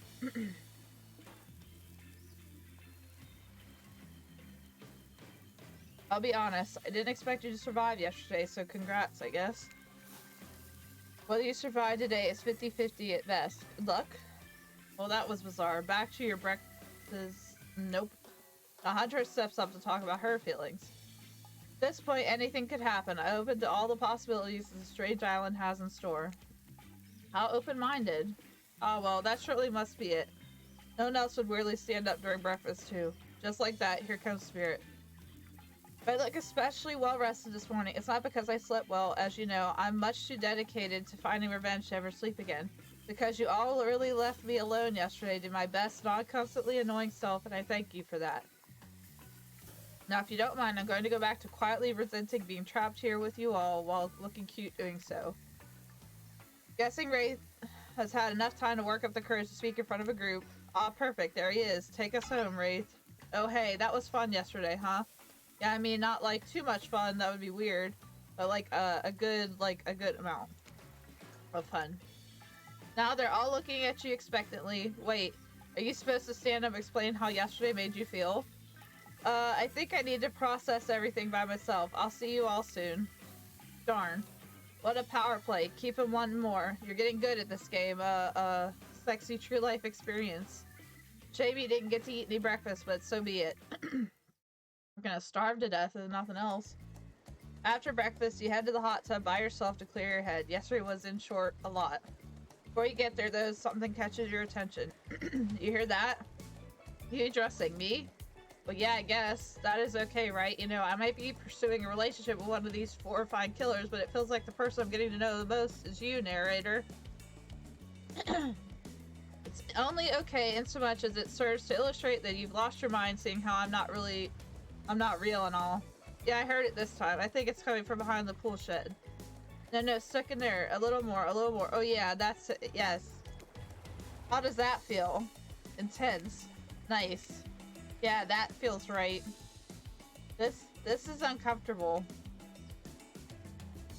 Now I want you to take that and put it right. Yeah, you know what I'm talking about. Just like that.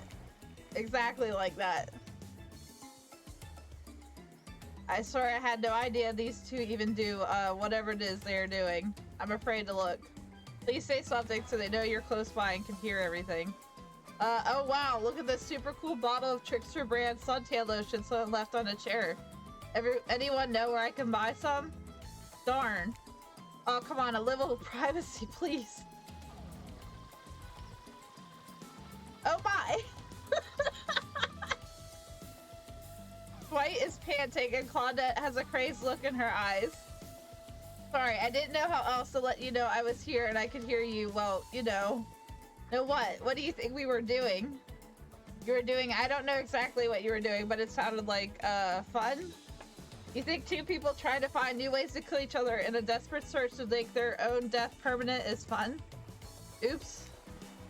We get 5 minutes ourselves every day. We spend it hoping if we stab each other in just the right spot, we won't get resurrected. I've come to believe that the key is finding the exact place we need to bleed out from, and I believe that place is in our appendix. Well, why else would it be there? Makes sense to me. Did you actually think we were me and him, Dwight? Ah ha ha, ah ha ha ha ha. You don't have to laugh that hard, they get it. Ah ha ha ha. My life is a nightmare, and yet somehow it's never been worse than right now. Let's go, lover boy. I noted all our entry wounds, and our 5 minutes is up anyway. Good luck, Thrifty. You're going to need it. And hey, if you figure out how to escape this island, please make sure your ghost tells us how. That was both a tragedy and a comedy. A cragmedy? Shut up, I like it. Anyway, where were we? Oh yeah. You're heading to the hot tub by yourself to clear your head. Yesterday was, in short, a lot. So far today has been exhausting too. But you're dedicated to achieving a true centered sense of calm. No drama, no bullcrap, just soaking up sun in a heated pool. Today you're on a date with you. Ocean, ooh, I like that. I want to be on a date with me. Who would make the first move? Aside from that disturbing thought, all is going to plan until a shadow blocks your precious sun. Spiky tip like a palm tree is bending over to screw with you. But it's no tree at all, it's, hey babe. Breakfast was weird, huh? Everyone just getting up announcing how they're feeling? What's that about? Some forced kind of check-in with the group? I don't like it. Fishy. Kinda lazy. Whatever though, breakfast is dumb. No one should eat before noon or after 4. Yeah, I do intermittent fasting. See my abs, by the way. Maybe you can see them later at my private stage on the other island, you know. IP Island, where all the Hollywood celebs hang out. Play your cards right. I could give you a private show. Catch you around. His abs are pretty amazing, you gotta give him that. And the blow-up bat, threatening but adorable. Makes for an interesting silhouette. Genius design. There's a psychopath, just like the rest of them. Don't gotta give him anything, and we're not best friends. Just because we had a little talk about doing a little talking, it's not an open invitation to go smashing the fourth wall every 5 seconds. Okay, now that that guy's gone and we've got some ground rules established that we're definitely going to abide by, it's time to lay back, take some deep, slow breaths, and nope, another shadow. These people will not leave you alone. Let's see who it is this time. Oh, it's Wraith. That checks out. You two have gotten pretty cozy. Hi, sorry this is too forward, but do you want to get out of here? I know a place that's kind of, I mean, it's got, what's hard to explain? Actually, it's kind of weird. You know what? If you want to go somewhere else with somebody else, I totally understand. If you want to see something weird and interesting, let me know, I guess. You've been around Wraith long enough to realize that this rambling speech was actually him being incredibly brave and asking you out. Before you can decide if you want to go off with Wraith, the Huntress interjects. Hey, just wanted to give you a chance to head out with me to a cute beach house instead of wherever this guy is going to take you. He'll probably read you some poetry and force you to learn about Petrov's chest defense. I mean, if you want to learn about some other Russian moves, I've got you covered. Does she mean... I'm talking about Varinya, the traditional Russian folk dance. You all have your minds in the gutter. And if I'm honest, I love it. Tough choice. You weigh your options quickly because you can only go on one date today. You also don't want to be hacked to pieces for saying the wrong thing. It's always good to remember that these are all cold-blooded killers, but you know what they say. Life gives you lemons, you make lemonade. And then die a horrible, writhing death after drinking it because lemons were poisoned all along.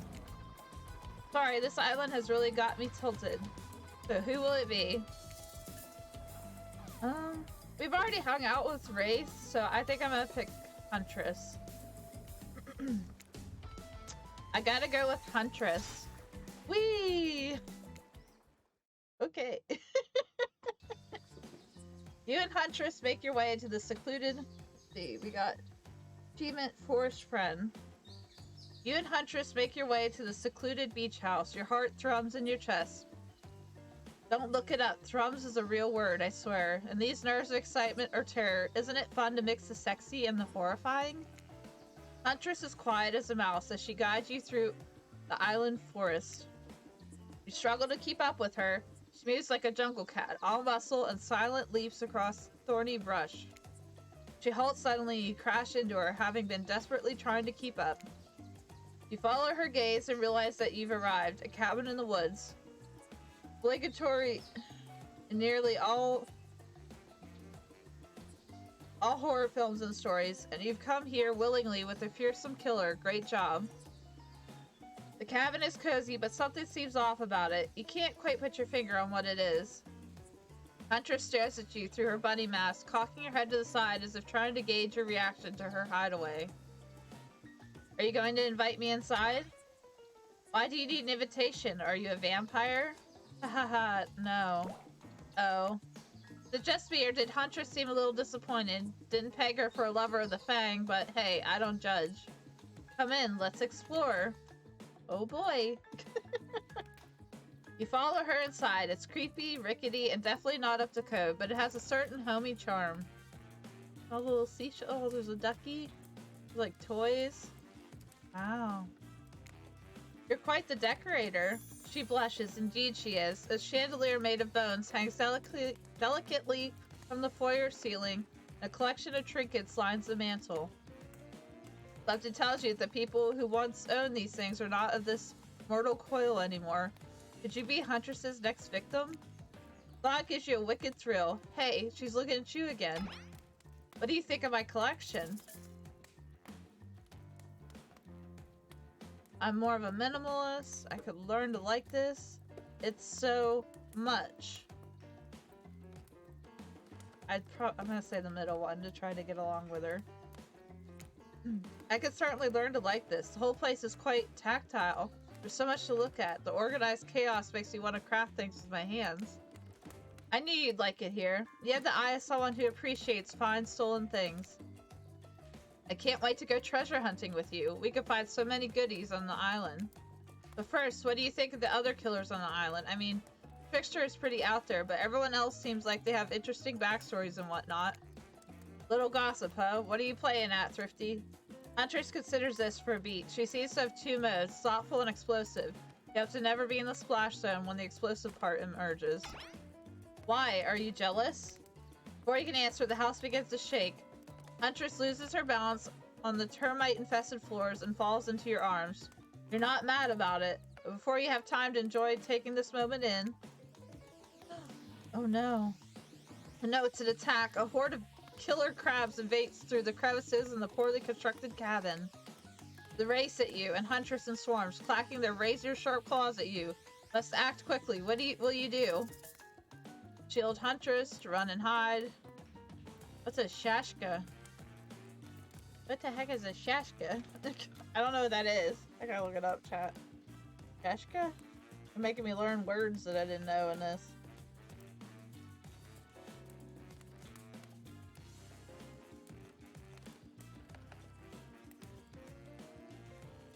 Let's see. It's a kind of saber, a single-edged, single-handed, and guardless back sword.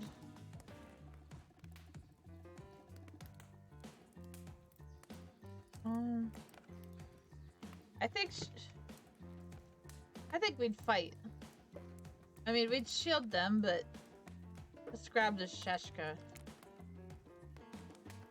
You quickly reach out and grab a Shashka off the wall. Being the highly educated person that you definitely are, you know that Shashka is a Russian sword, not an umbrella or a canicle or something else like that. Back to back with Huntress, you both hack away at the attacking crustaceans. You manage to slay the majority of the killer crabs. The ones you miss go scurrying away back into their hidey holes. Huntress turns to you with a gaze that's full of passion and intrigue. However, before it bubbles over, she looks away, suppressing this feeling. Is she nervous? Huntress sits down on the wicker couch and begins cleaning the guts off her hatchet. It's an obligatory scene for every killer. You're just happy to not be the source of what she's wiping off.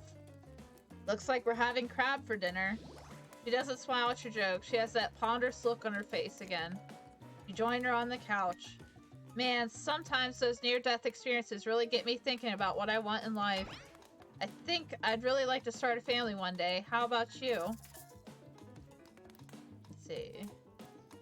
Maybe one day with the right person.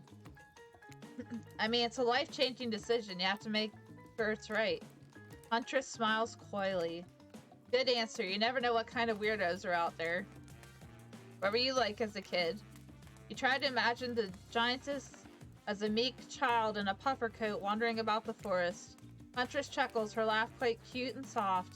I was so innocent. We hunted to survive. Going back to the cottage, and Mother would tell me stories, and we'd drink tea. Imagine a life far away from the woods, somewhat like this. I suppose I finally achieved what she always wanted from me, but since coming here, something feels off. It's beautiful and warm, and everyone is so attractive, like thirst traps galore. And don't you get that feeling that something is coming for us? Oh no, she's onto you, but onto you about what? Swirling memories rush through your head. Nightmares, visions of Dark Cloud, Claudette and Dwight's vacant stares at Belly, some sort of hypnosis. Quick, validate her theory or try and push it off. Totally or not really? I think we should probably agree just to make her happy. I think you're onto something. What do you know? How long have you been here? Do you remember anything at all about why we might be here? Been having these dreams, seeing things. I think we all are all serving some greater purpose here. Huntress reveals a strange object that she stole from the near stage where Trickster performs. It has some strange symbol on it. A bottle. Truthfully, it doesn't seem that strange to you. It's just a glass bottle. However, the label is interesting. She hands it over to you, but before she can explain her theory, Claudette and Dwight burst in on you and interrupt. We have a dramatic announcement that needs to happen back at the beach. Okay. You arrive at the beach and realize you were set up. There's no big announcement after all. What we have here is a good old-fashioned rivalry. It's true, exactly like that voice that we cannot hear and certainly aren't referencing says. You're forced to interrupt your lovely date by another killer. They're here and ready to make you an offer of love you won't be able to deny. Trapper emerges from the water Is he in slow motion? He's pure thirst. He's Paul Newman on horseback. He's Denzel on the cover GQ. Manliness brought to life. Manliness brought to life. Also, was he holding his breath under there this whole time, waiting for his cue? That's commitment to a bit if I've ever seen it. Heard you spent the day in a quaint cottage. That's cute. How about a quaint mansion? Or better yet, how about one on each continent? Yeah, I'm including Antarctica. I'm really, really rich. Think of how cozy we can get there in a snowy 10-bedroom chateau. One of those pools that is half indoor, half outdoor, but nice and warm throughout. That way you can kill a mama polar bear from the outside while watching her cubs cry over her body from the inside. Wow, Trapper's the real deal. And by real, I do mean really, and by deal, I mean evil. Plus, you really want to hunt for your food for the rest of your life? With me, you get it both ways. Savagery and someone to clean up after you. Sounds nice, huh? I think I'm just gonna agree with everybody just to see what happens. Okay. That sounds amazing. Why didn't you leave with all that fancy stuff yesterday? Life of brutal havoc, slaying underlings, being really rich and sexy? Easy choice. You choose Trapper. Sounds good. Let's bounce, muscles. Trapper glares at you. You sure turned on Huntress easily. Are you going to ditch me like that one day? Ever heard of loyalty? Oh, did we die? Trapper reaches for his cleaver. Before you can protest, Trapper slashes your throat with one swift motion. You really thought he'd take you in, huh? Maybe if you mained the Trapper route, you'd know better. Trapper's trophy. Will it just start right there again then? Or is it gonna start? If it starts all the way over, I'm not playing again. It starts right there. Okay. Then we'll go with her. Okay, I'm not reading all this. Wait, sure. Felony pressure, having been trying to keep up. Follow her gaze, realize you. Okay, we already read this. I'm just fast forwarding through this because we already did it.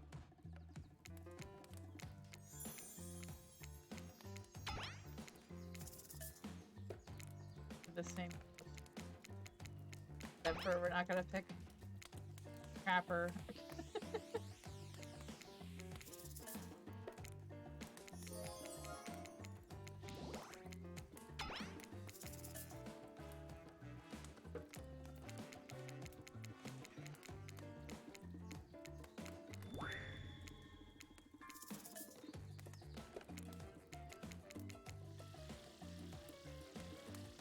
Go back to the beach.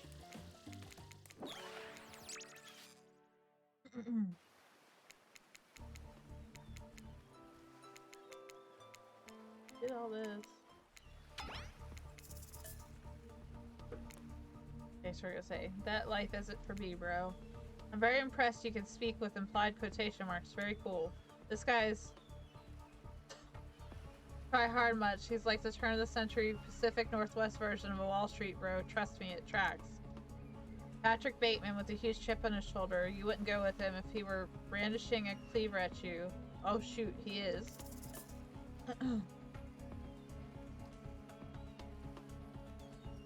Thanks but no thanks are given to anger.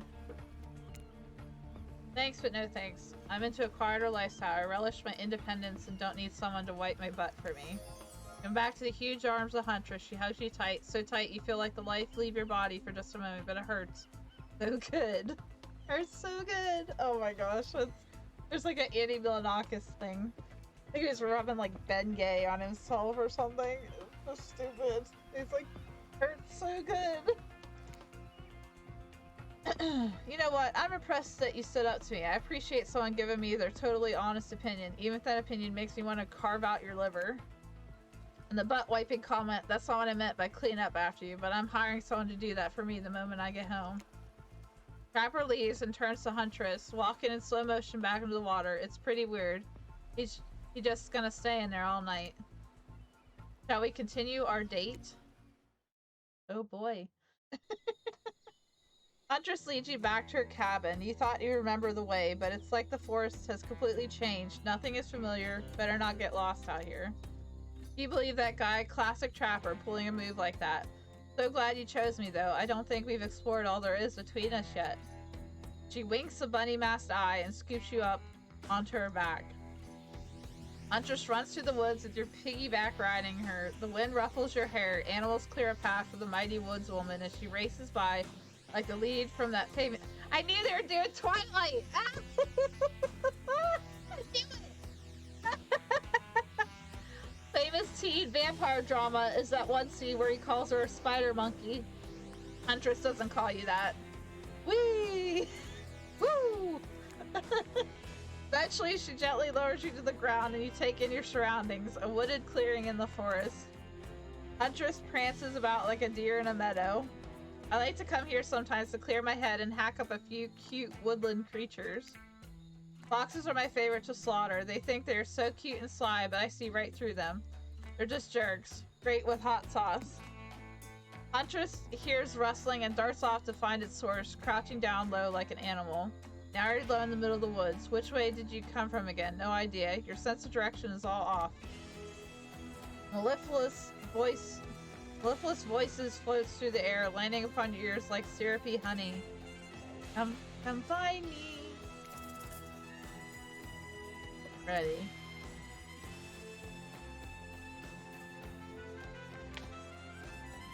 Not bad.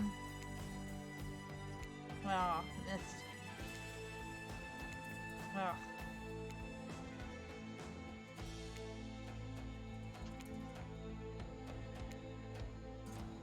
So is. Darn. That was so fun. You're so good at hiding. I'm having a real blast. Thanks. They say it takes 10,000 hours practice to get good at something. Hey, they do say that. That was fun, huh? I keep trying to just relax and have a good time, but that's really hard for me. Anytime I let my guard down, something terrible happens. Like what? What about if we let our pants down? Totally. I'm not saying that. Say, like, what?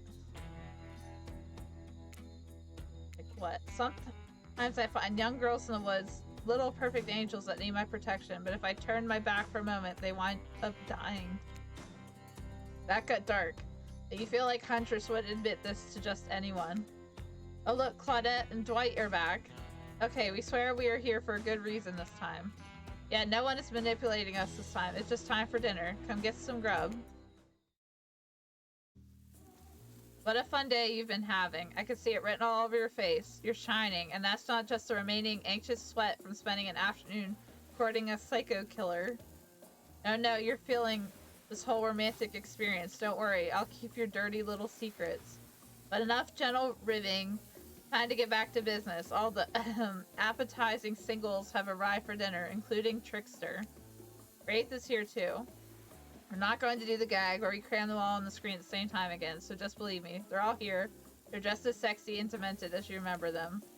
With your love on the line, everyone is being very careful not to offend you by saying the wrong thing.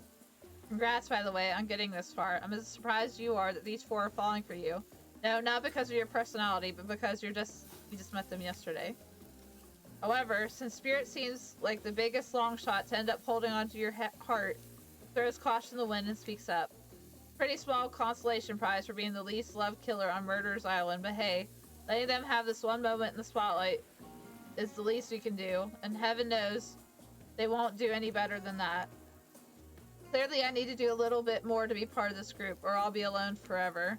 However, I don't eat, and I don't like being alone, so I take that all back. I don't care what the group has for dinner, as long as we start with shrimp cocktail.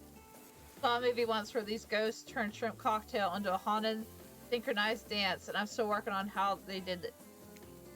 I mean, beetle thrifties. Stop them from saying it. Beetle shrimp, the most rare and delicious type of shrimp. Beetle shrimp, is that some new species? Because I've hunted many beetle and many shrimp. I've never heard of beetle shrimp. Of course you haven't. Like Spirit says, they've got hypnotic power. Anyone who sees them soon forgets about something to do with dancing. I wasn't going to say anything that dumb. No, I was going to say, achoo! Excuse you, Thrifty. Now you were saying, Trapper? You've done all you can. I appreciate it. I'm gonna have to narrate us out of this somehow. Hold on. Are you afraid we might accidentally recite some spell and conjure a ghost? Because I hate to break it to you, but it's a bit late for that. And then giant osprey swooped down and dropped a severed head on the table, distracting everyone. Trapper? Hey, I've seen this particular severed head before, but this time I'm being honest. Sorry, not my finest work, but something had to be done. Gotta be careful about which cultural references we get mixed up with, is all. Dinner will be served shortly, but certain power brokers would like to know about your day. Would you like to share your day with the rest of the group? You've had an interesting day, that's for sure, but how will you describe it to the others? Say too much or too little, and it could affect your standing with the group. Okay, but don't just sit there saying nothing. Nothing is not an option. Tell of your brush with death. Joke about having kids. I guess a brush with death. Today was nuts. We went to Huntress's secret cabin and killer crabs attacked us. It's true. I'll fall asleep tonight to the delicious sound of crunching crustaceans. That would never have happened on my yacht. I grind them up. Much more satisfying way to kill crabs. At least those kinds of crabs. I have a little comb for the other kind. Ew! Thick! Ew! Dwight and Claudette bring out dinner. Everyone eats in silence. No one trusts anyone now, and they are all very tired. Oh wait. No, sorry. That's a dreary supernatural horror thriller.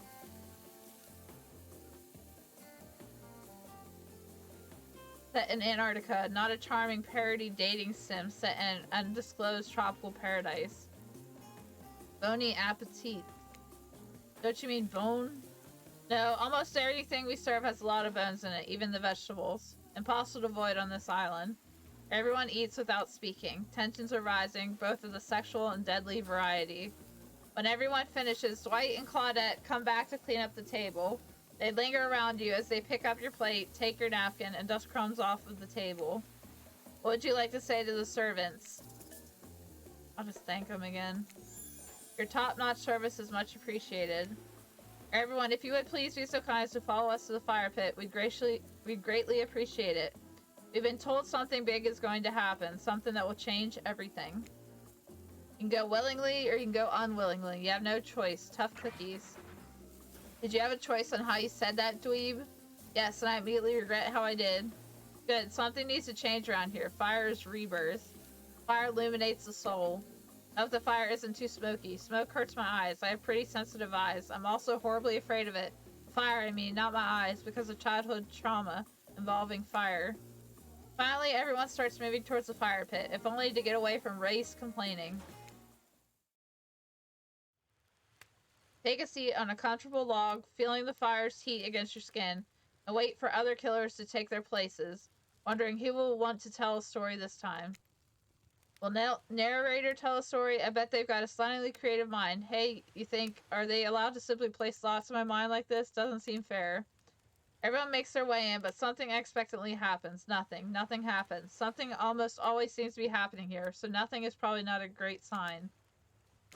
Oh, cool, and now everyone is looking at you.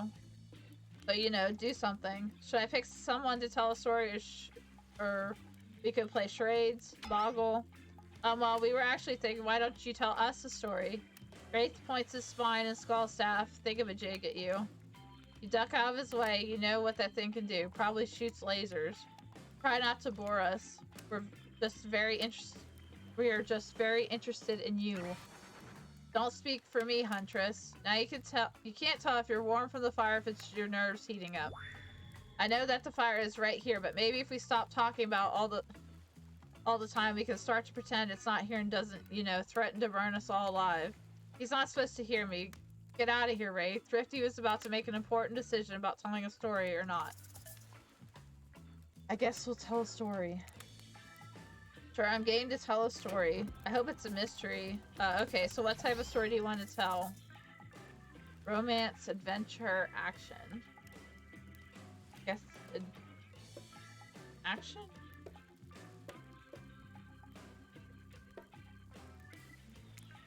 There's an action-packed yarn for you lot. The time I got into a bar fight.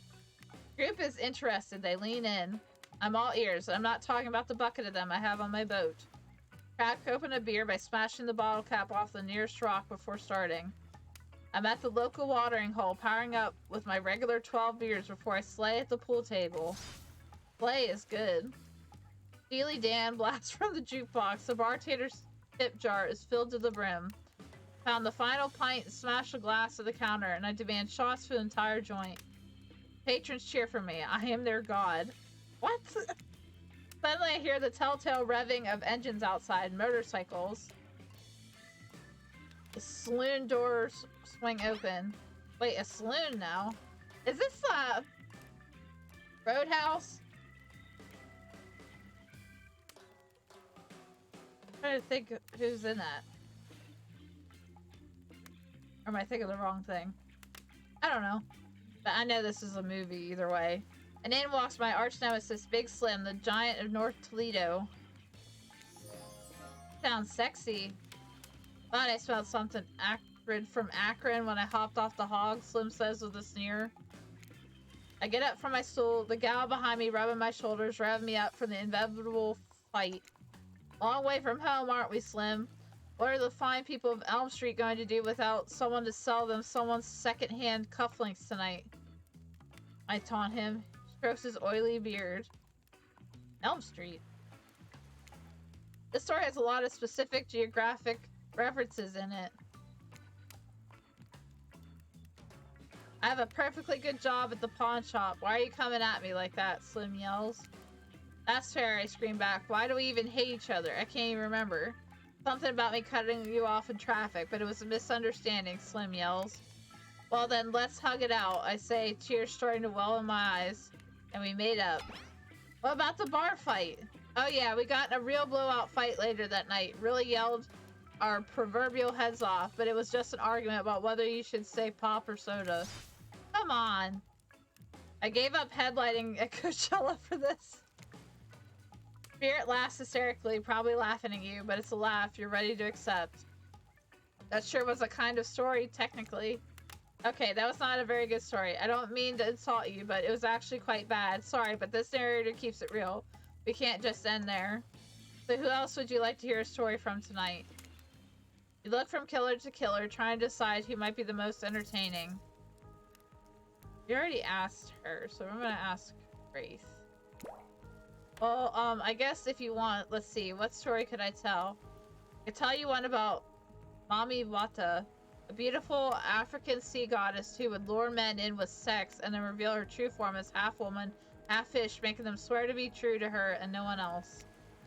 Long story short, it usually ended badly for the men. Which is the end of the story, I guess. My bad. Let's see. There's that one about the mysterious cult that would demand a human sacrifice to, no, that's no good. You don't want to hear that one. There's the living tree. Its branches were more like tentacles and oozed a strange liquid from its bark. One time a girl I knew drank the liquid. She disappeared that night. But a week later, a new tree appeared, and it had a very familiar looking face etched into the bark. No, that's a bad story. That could never happen. What about something truly horrifying? One time I was doing my maths and I mixed up the quadratic equation of Pythagorean theorem. Just for a second in my mind, I guess I was tired, but wow. That was really scary. Okay. I want to hear more about the half-fish lady, particularly the fish part. It's not just you, Thrifty. Half the time I have no idea what the heck Trapper is talking about either. When you're hot and rich and extremely scary, you start to think people will just accept whatever you say. How was story time? A lot of people like to take pot shots at sequels, but I think every good story deserves a follow-up. When you think it's the end, the sequel is almost never as rewarding as the original.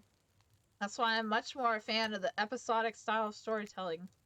Knowing it's a series takes a lot of pressure off an individual installment, builds a greater sense of community between audience and creator. Tell me, Thrifty, if you could delete any sequel from existence, what would it be? Don't answer that. We don't actually care. We're just here to make sure that we seamlessly move on to the next segment of the evening. God forbid my small talk get in the way of a romantic Twilight moment.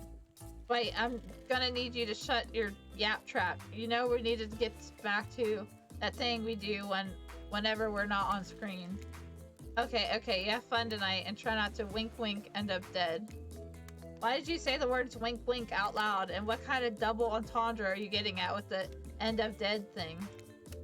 Dwight is physically incapable of winking, not since the accident. And you do know that all of these people are despicable criminals with double-digit kill counts, right? Well, except for Spirit. She really doesn't belong here. She's strictly a victim, not a perpetrator. No wonder she's ticked. Did I hear somebody trash-talking Spirit? Deal me in. What do you say we take this talk to the hot tub so I can soak this bod while I roast that ghost with some killer hot takes? Please, enough talks and burns. Things that are lit or getting blazed is enough that these activities have to be set next to a literal fire. Must I be surrounded by figurative flames as well? What if we turned and ran far away from this place as we could, just you and me? On those spindly legs, you'd probably tire before you got too far. If it's running away to someplace more secluded Thrifty's after, they should obviously join me. Have you seen these legs? Pure power. Not that my walk speed really reflects my giant stature. That's because I choose to move slowly for stealthy reasons. It's my own choice and it's completely logical. Why is everyone so obsessed with comparing themselves to each other and creating drama? I'm so over all that. Don't you get it? Society wants to trick you into fighting with each other over so that corporations can swoop in and sell you fake solutions to all your fabricated problems. I'll be sitting in the shade and drinking something locally sourced while thumbing through a public domain novella printed on recycled paper because I refuse to play their game anymore. Like she's actually trying to be as unappealing as possible. Does it really turn anyone else on or just me? Slight trapper's insatiable appetite needs his attention along with the attention of everyone else is still on you for the moment. If you could, I don't know, just pick one of us, maybe we could all move on with our lives, or, you know, some special projects we have going.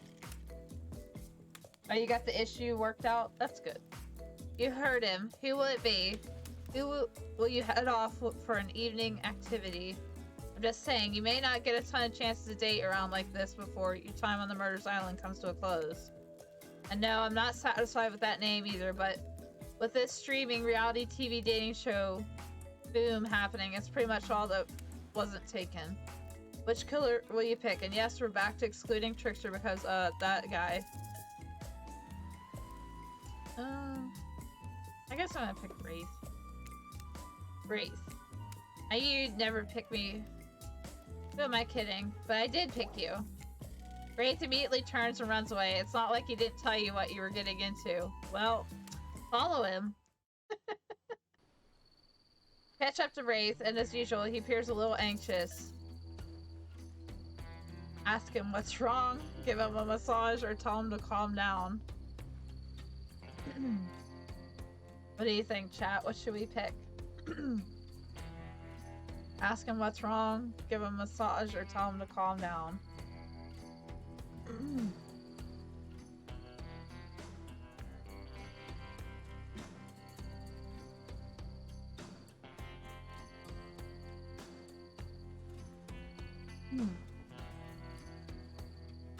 I'm between what's wrong or a massage.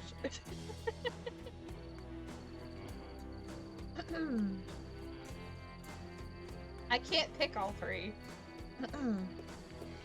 Let's give him a massage. You stop and step behind Wraith, placing your hands between his shoulder and his neck before he realizes what's happening. Surprise massage! Whoops, he recoils. Guess you need to get a little closer to him emotionally before it can happen physically. Sorry, I just have a thing about, you know. There's that big sigh again. Sorry, sometimes I get too in my head. You nod understandingly.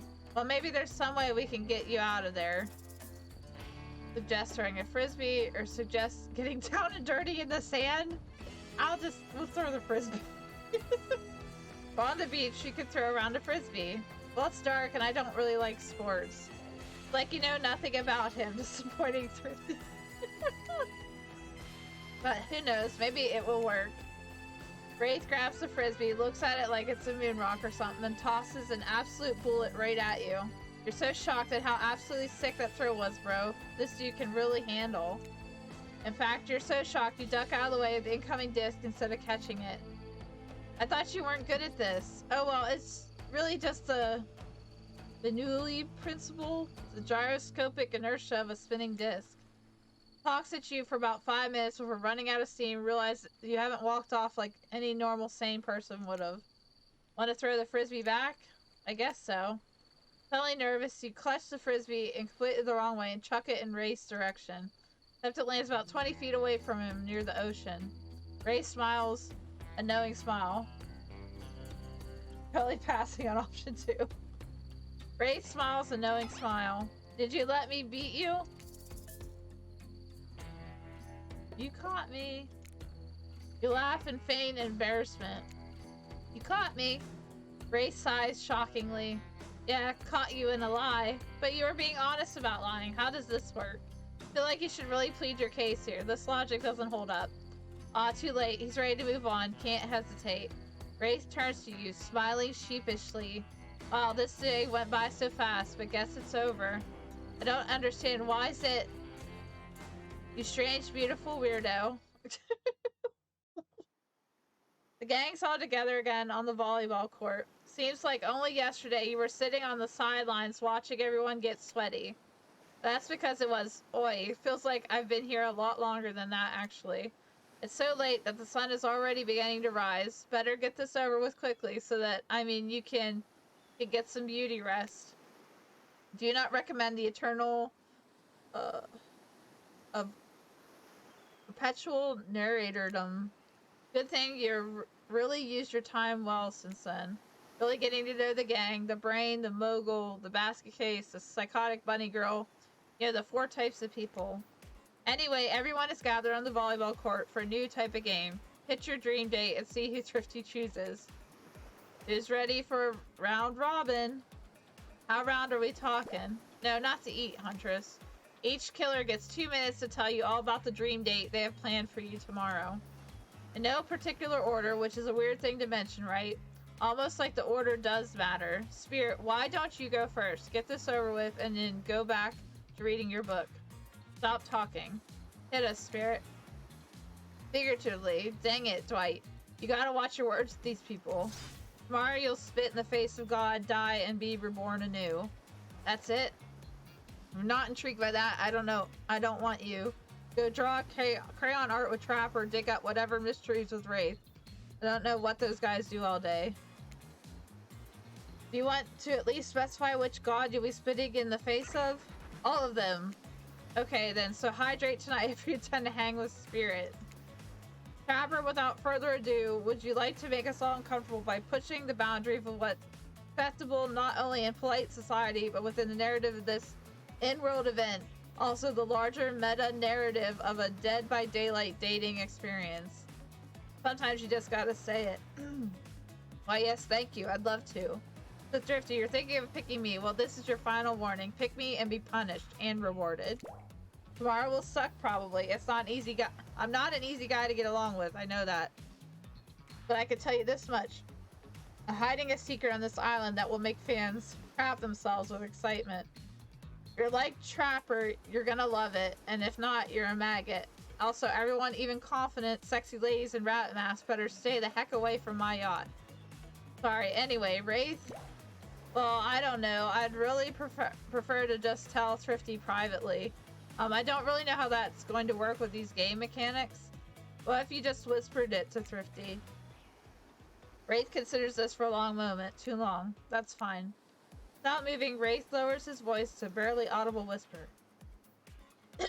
Tomorrow we have to find my bell.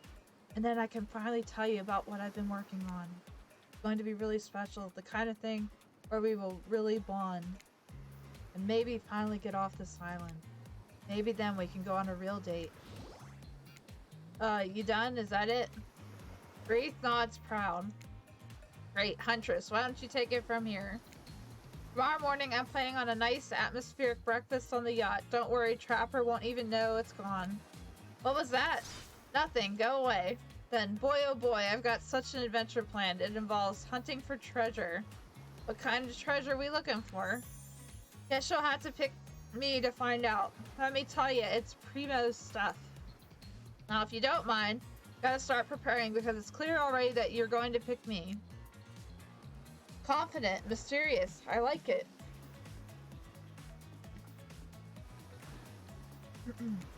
And it's time's up, everyone. Gosh, you'll need to dream about these options so you're ready to choose in the morning. Now go dream about all these swoon-worthy options so that you're ready to make a choice come dawn. Have a swell night. Did you two forget to mention something? Haha, oh gosh, how can we forget? Before you run off to slumber peacefully, there's one more thing to do. No reality survival dating competition parody would be complete without singling out one of our contestants who's already teetering on the edge of a psychological break. Giving them a little push. Hold up, this has been a survival dating competition parody this entire time? I'm just now finding out about it? Well, the signs were there, you just didn't read them. Welcome to Murderer's Island. It's now time to eliminate one of the killers. Oof, it's like a butchering, but it hurts even worse. Can't kill a killer, but can you break their heart? Do you dare to even try? You mean... That's right, tomorrow one of these sexy slicers will not be eligible to take you on a date. Who's it gonna be? But why? Because it's dramatic. Because it's surprising. Because it's a classic reversal of fate. Will hurt someone's feelings. Someone dangerous. What's it gonna be, champ? What's your thought process here? Trapper seems like he might throttle you in your sleep if you eliminate him. That being said, at least you'd see him coming. Spirit could be anywhere she floats, and I hear she can disappear. Hard to track. Eek, if you get rid of Wraith, you might cry. And although I totally support normalizing men crying and being vulnerable, it seems like you might be an ugly crier. Huntress, she might pretend to be okay with it, but then you'll start seeing her behind every tree. I'm trying to say, I don't envy you, boss. So which sociopath are you eliminating? Oh boy, chat. Who do we get rid of?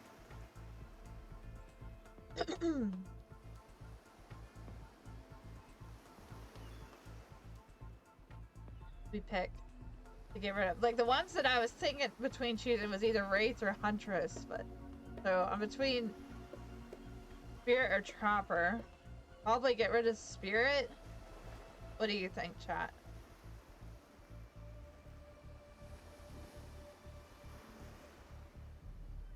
Because hers seemed like she probably wouldn't care the most. Or her or Wraith wouldn't care, but... Hey, JB Wolf. You think I should get rid of Wraith? Shout out to JB Wolf.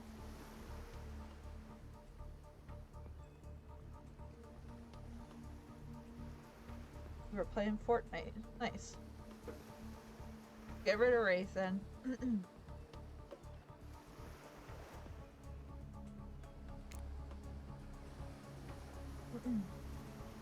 Peace out, Wraith. Look, I'm here.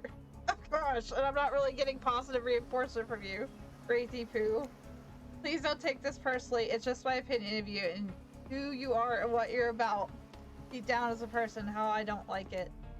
Like, give me something, you know, a kiss, a wink, hold my hand, finish telling me about all this serious stuff you're obsessed with.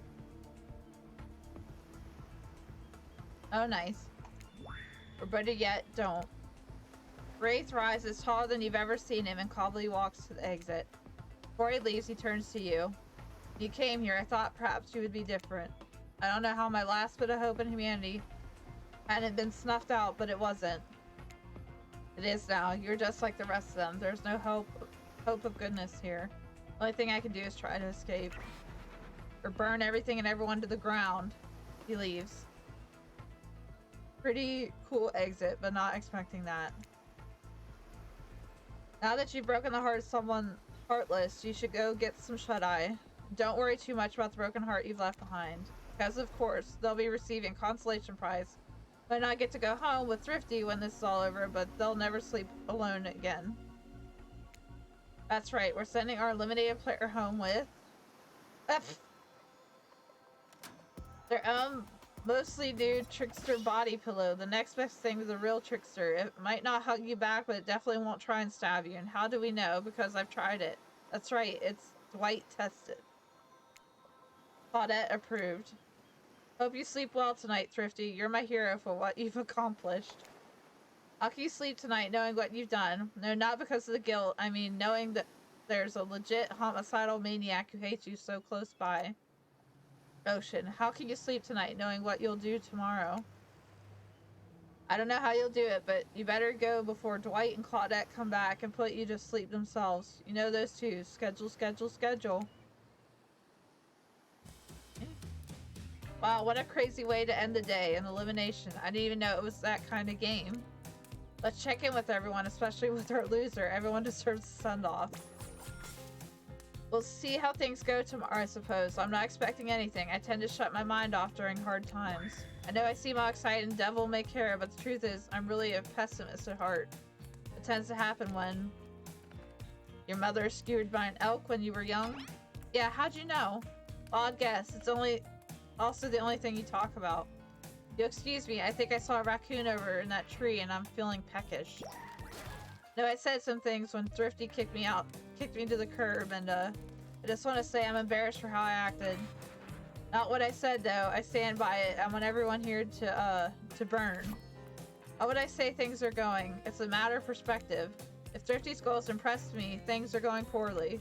If Thrifty's goal is to get themselves killed, they're doing an amazing job. Did I think there was a chance I might get eliminated? Yeah, I did.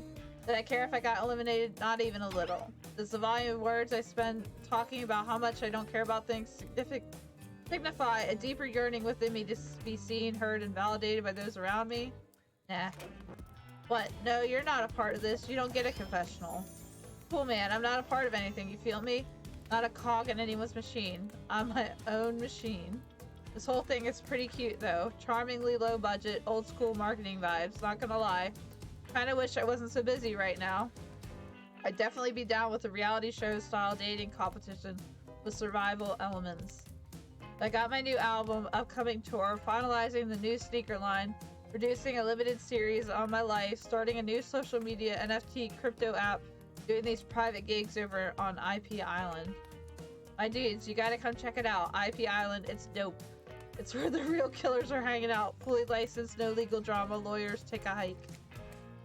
I'm gonna tell everyone that Trickster said that about them, don't worry. I'm talking your favorite established characters from all over pop culture that can't be seen on this island. Heck, you probably can't even mention them, like Ghost. Don't you say it, look, we get it. You're very popular and in demand, but we have a game to get back to, and I don't want to get sued. Ghostface. Come on. Whatever, I don't even care. I'm the Trickster. See you around, Thrifty. You too, narrator. I have a name, you know. You do? Yes, seriously. You do not pay me enough to deal with you people.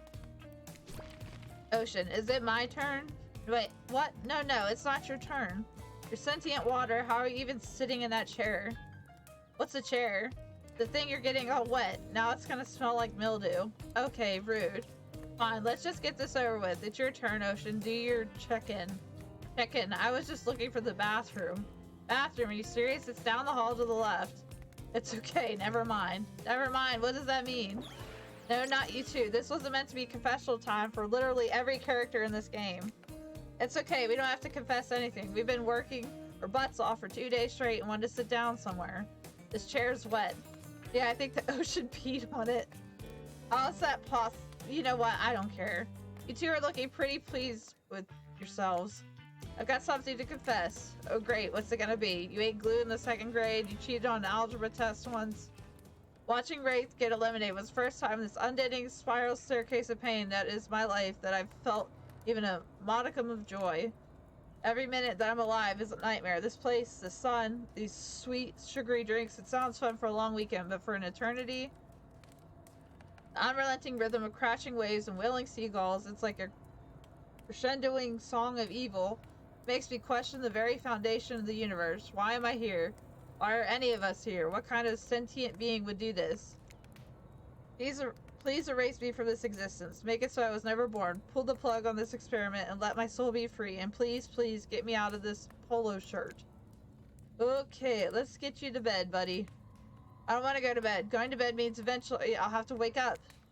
Yikes, huh? That was a weird way to end. And well, what are you gonna do? You let the camera roll long enough, someone is bound to say something crazy. Anyways, 2 days in paradise. We got achievement. Seems like everyone's had their shot to annoy me tonight, so hit the hay and get some rest. Tomorrow's gonna be a doozy. Soft sunlight warms your skin, nudging you awake. Also, you're using a killer crab as a pillow, which is sort of which you're sort of okay with. You pull on your beach attire and splash water on your face. Dwight and Claudette approach. Is that look on their face excitement, terror? You notice your stomach flutters with butterflies. Someone's in love. Or even infected with zombie butterflies in your sleep. It has happened here before, but it's probably the love thing. It's time. Claudette gestures over to the beach where the killers all stand flanked by tiki torches. The scene very reminiscent of a TV show you used to hate. Watch with your ex. Suddenly the message is clear. You're going to declare your affections for a killer in front of several other killers. Hey, isn't Trickster supposed to be here? Paid him good money to make some half-butted cameos in the show. I'm gonna choose Asian out. But before they walk you over for a big moment, don't think we haven't noticed how kind you've been to us, Thrifty. Can't be easy being thrown onto a mysterious island for seemingly no reason, surrounded by terrifying killers, trying to manage your most primal impulses, murder and making out. You've kept a cool head and treated us, your friendly island host, with dignity and respect, so don't tell anyone we told you this, but Claudette and Dwight look around conspiratorially. Just a little hint for you going forward. Don't try to go all the way with a killer who isn't into you. Relationships are two-way streets. If you don't have a green light in the other direction, you might end up in the friend zone. Okay? Friend zone, that doesn't sound so bad. Or do you think you are exactly? Dead by Daylight doesn't do friends. There are killers or survivors, and I'm afraid we can't say more. Okay, so who's into me? Claudette and Dwight look around conspiratorially again. Well, seeing the sparks flying between you and Huntress, I saw her putting a little figure of you last night while everyone else was asleep. So are you ready? Of course you're not, but too bad, we're on a schedule. Make your way over to the row of hotties. Claudette and Dwight stand off to the side, hands behind their backs. It's been quite the 48 hours, but there are clearly sparks in the air, and I'm not just talking about this rusty chainsaw, though I do recommend staying away from those sparks. It's time for our newcomer to confess their love. Wait, I have to do a drum roll for this. No, you don't, but who cares? Thrifty, who do you choose for your solo date? Do we at least do the flower thing?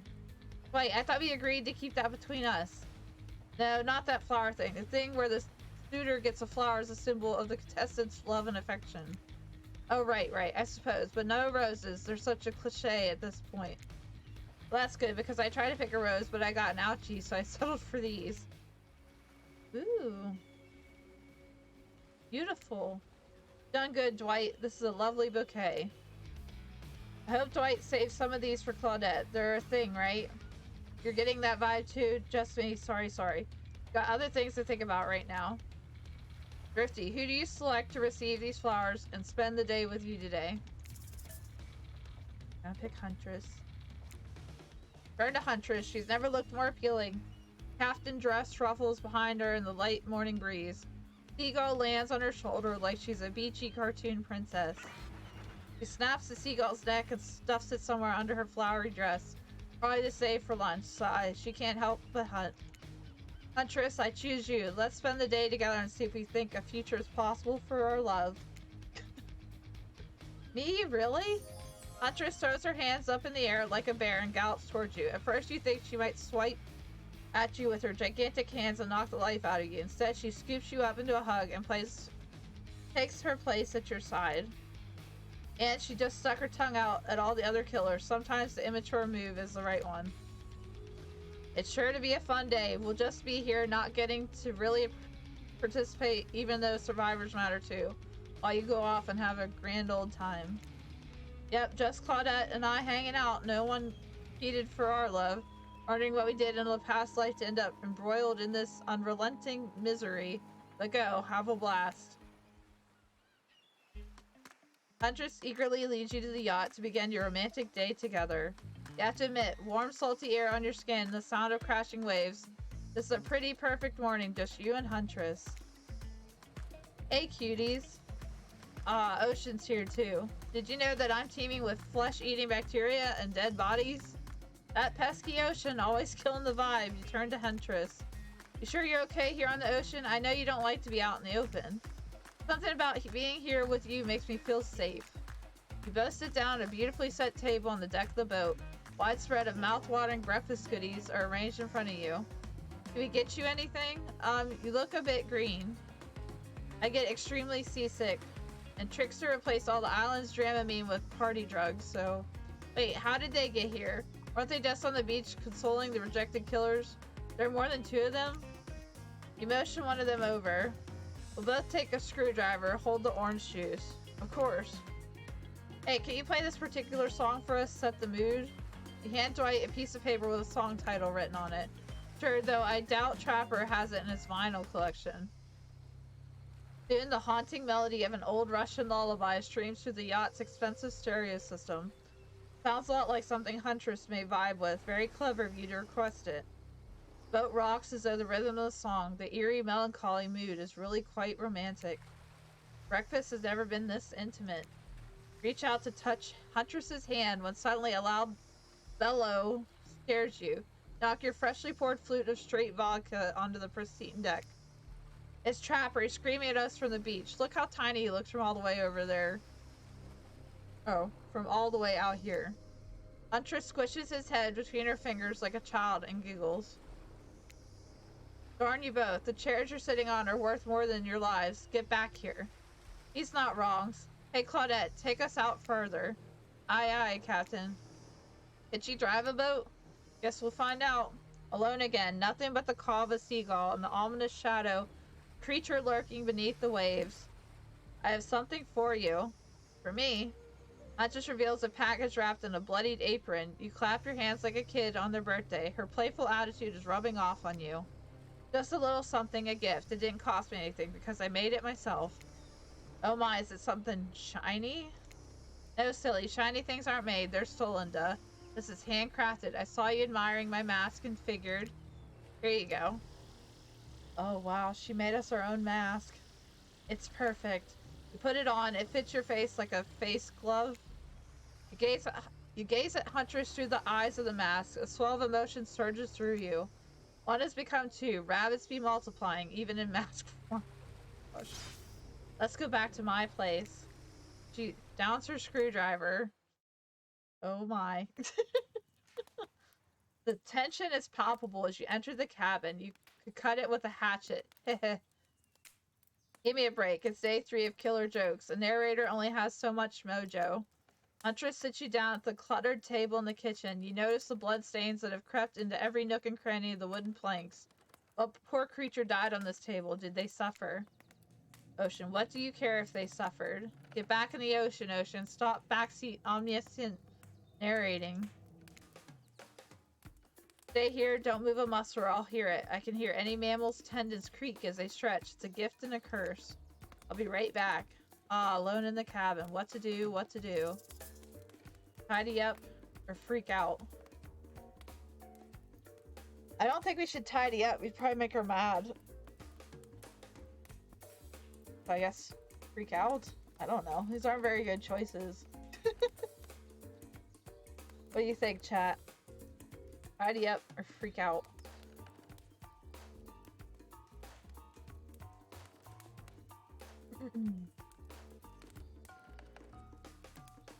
Freak out, see what happens. I'm freaking out.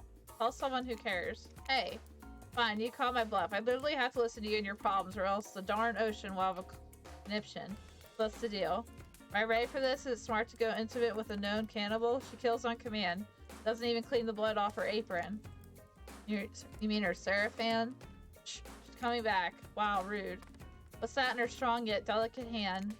Reach out for her, longing to stroke her blood-matted hair and scratched up shoulders. Thought we could get warm by the fire. She wags a finger at you, a bunny-licious smirk on her face. Not so fast. Remember when we talked about how there's more going on here? You nod like a little idiot. Well, I now know there's something up. The other night while you were sleeping like a cute little baby, I snuck into each of the other killers' lairs and saw them with shiny object that they've been stealing from me. I think they're connected somehow. Maybe it has to do with the symbol. I tried to go back last night, but something blocked me from picking any of the objects up. Someone or something knows I'm onto them. I think if you try, it might work. What do you say? Will you help? Let's see. I don't want to vibe. Guess we'll say yes. Heck yes, I will. The globe-trotting treasure hunt on the level of Nicolas Cage masterpiece. You can definitely count me in. Let's go. I'll be your guardian angel. You never know when those other killers might pop up. Grab Huntress by the hand and practically trip over your own feet on your way out the door. Feels good to have a quest. Thrilling. The part of you is just wondering how quickly you can get through this and impress Huntress. Soon she'll take you in her yoked arms and you'll swoon. Your childhood crush on Popeye is making more and more sense. Where do you want to start? Okay, there are 4 killers who have stolen from Huntress. You're not going to let them get away with it. Which one will you investigate? Trickster seems like he'd be interesting. This game is really long, chat. You arrive at Trickster stage, but there's no one here but Trickster. Not an audience, not anybody. Nothing eerie than an empty concert venue. Think of all the fringe that once swayed here. The beers that sloshed over red Solo cups. Mosh pits, tall guys standing in front of you for the entire show. Lifelong friendships that actually only last for one summer. Good times. My concerts are always an experience. Should really come to one of my after parties sometime. They're a real scream. I'll put you on the VIP list. I prefer acoustic Wallachia music. Trickster, I've never listened to your music, and I think sampling the sounds of people's screams has been there, done that. Hey, no one talks to Trickster like that. And how do you know about my samples? Somebody's obviously a much bigger fan than they're letting on. Show me where Huntress's shiny mystery object is, or I'll wipe that grin off your face with a chloroform-drenched rag. Way too harsh, my mellow. Deranged violence and torture is only cool when I do it, because it's my commentary on a shallow society, and I make it look sexy as heck. Your thingamajig is that away. Trickster backs away from you and resumes practicing intricate dance routine. The way you stood up to that bootleg Backstreet Boy just now was wow. If I weren't so strong and stable on my feet, I'd swoon, but it just wouldn't be believable. Find me my shiny thing, champion. Oh. Perfect.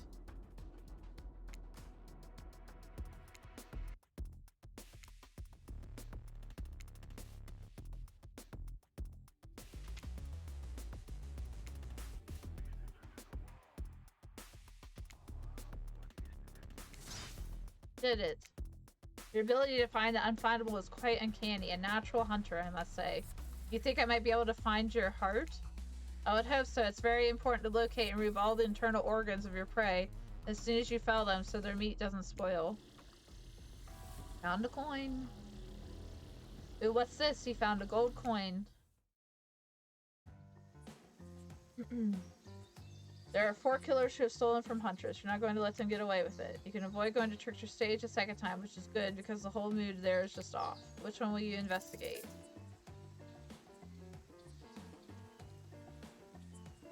I'll just go up. Go to race.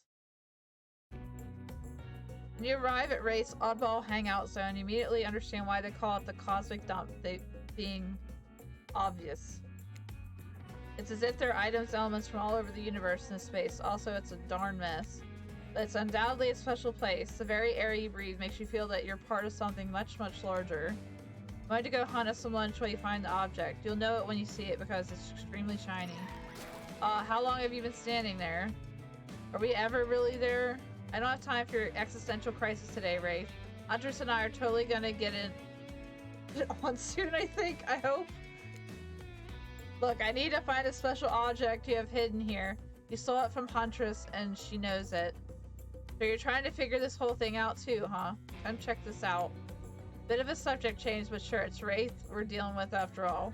Wraith leads you to a telescope. Through it, you can see a far-off island in the distance. Holy smokes, is that? Sorry, I actually have no idea what that is. Would you mind filling me in? It's IP Island.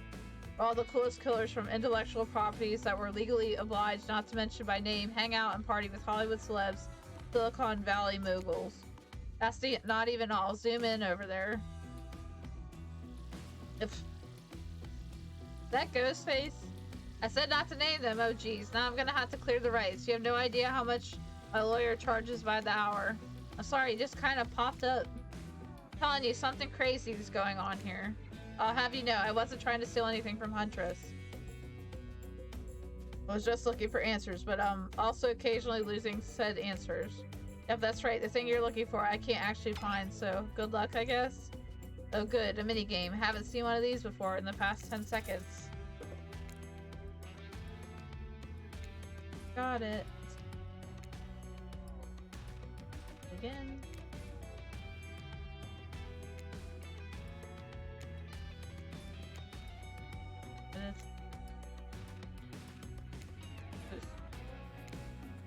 See an old pair of glasses on the ground and quickly grab them. You found it. So shiny. I knew I could count on you, Thrifty.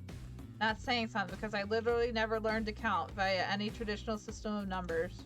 Let's get out of here. Glasses? It's hard to believe that these old glasses really mean anything special, but a lady like Huntress deserves whatever she wants. You spend a moment imagining Huntress with glasses. Would she wear them over the mask or under? Hey, that's not just some junk. Those are my reading glasses.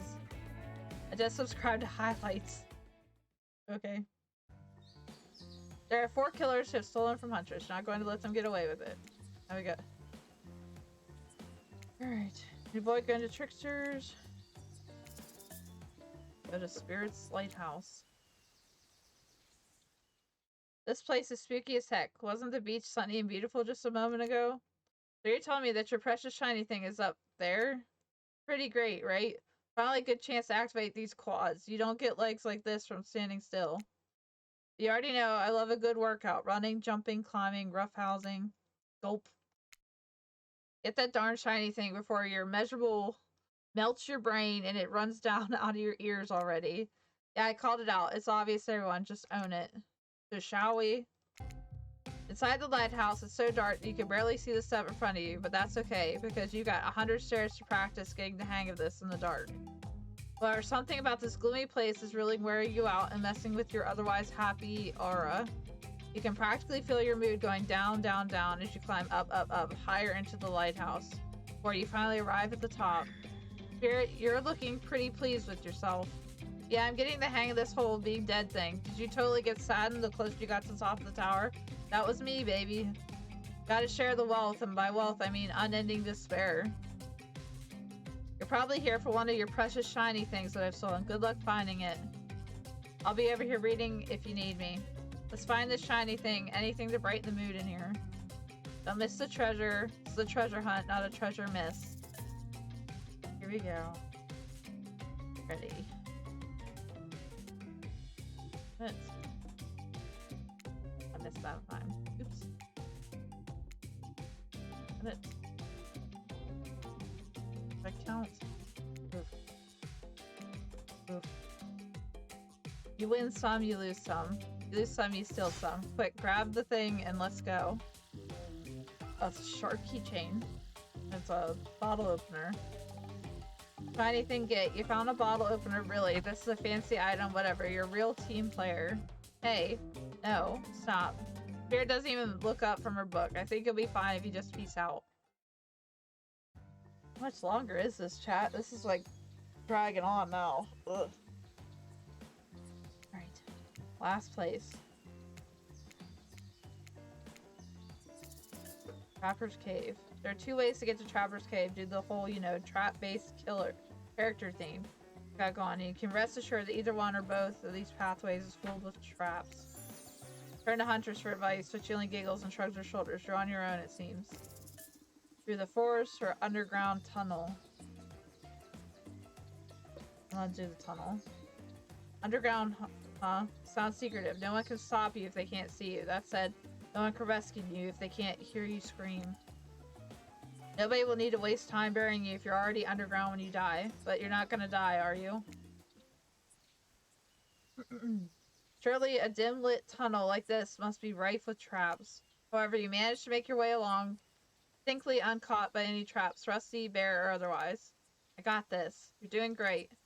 You're not at all afraid?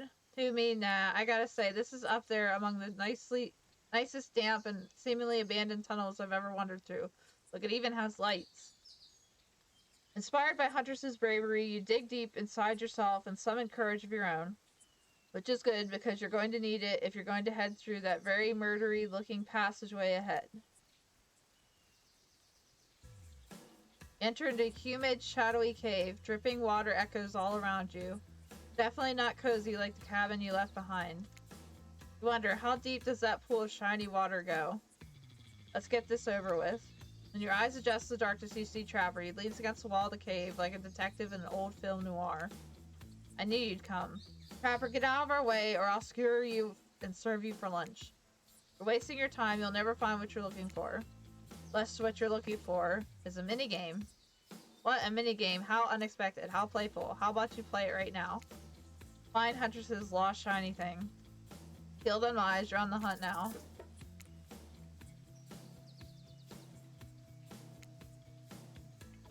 Okay.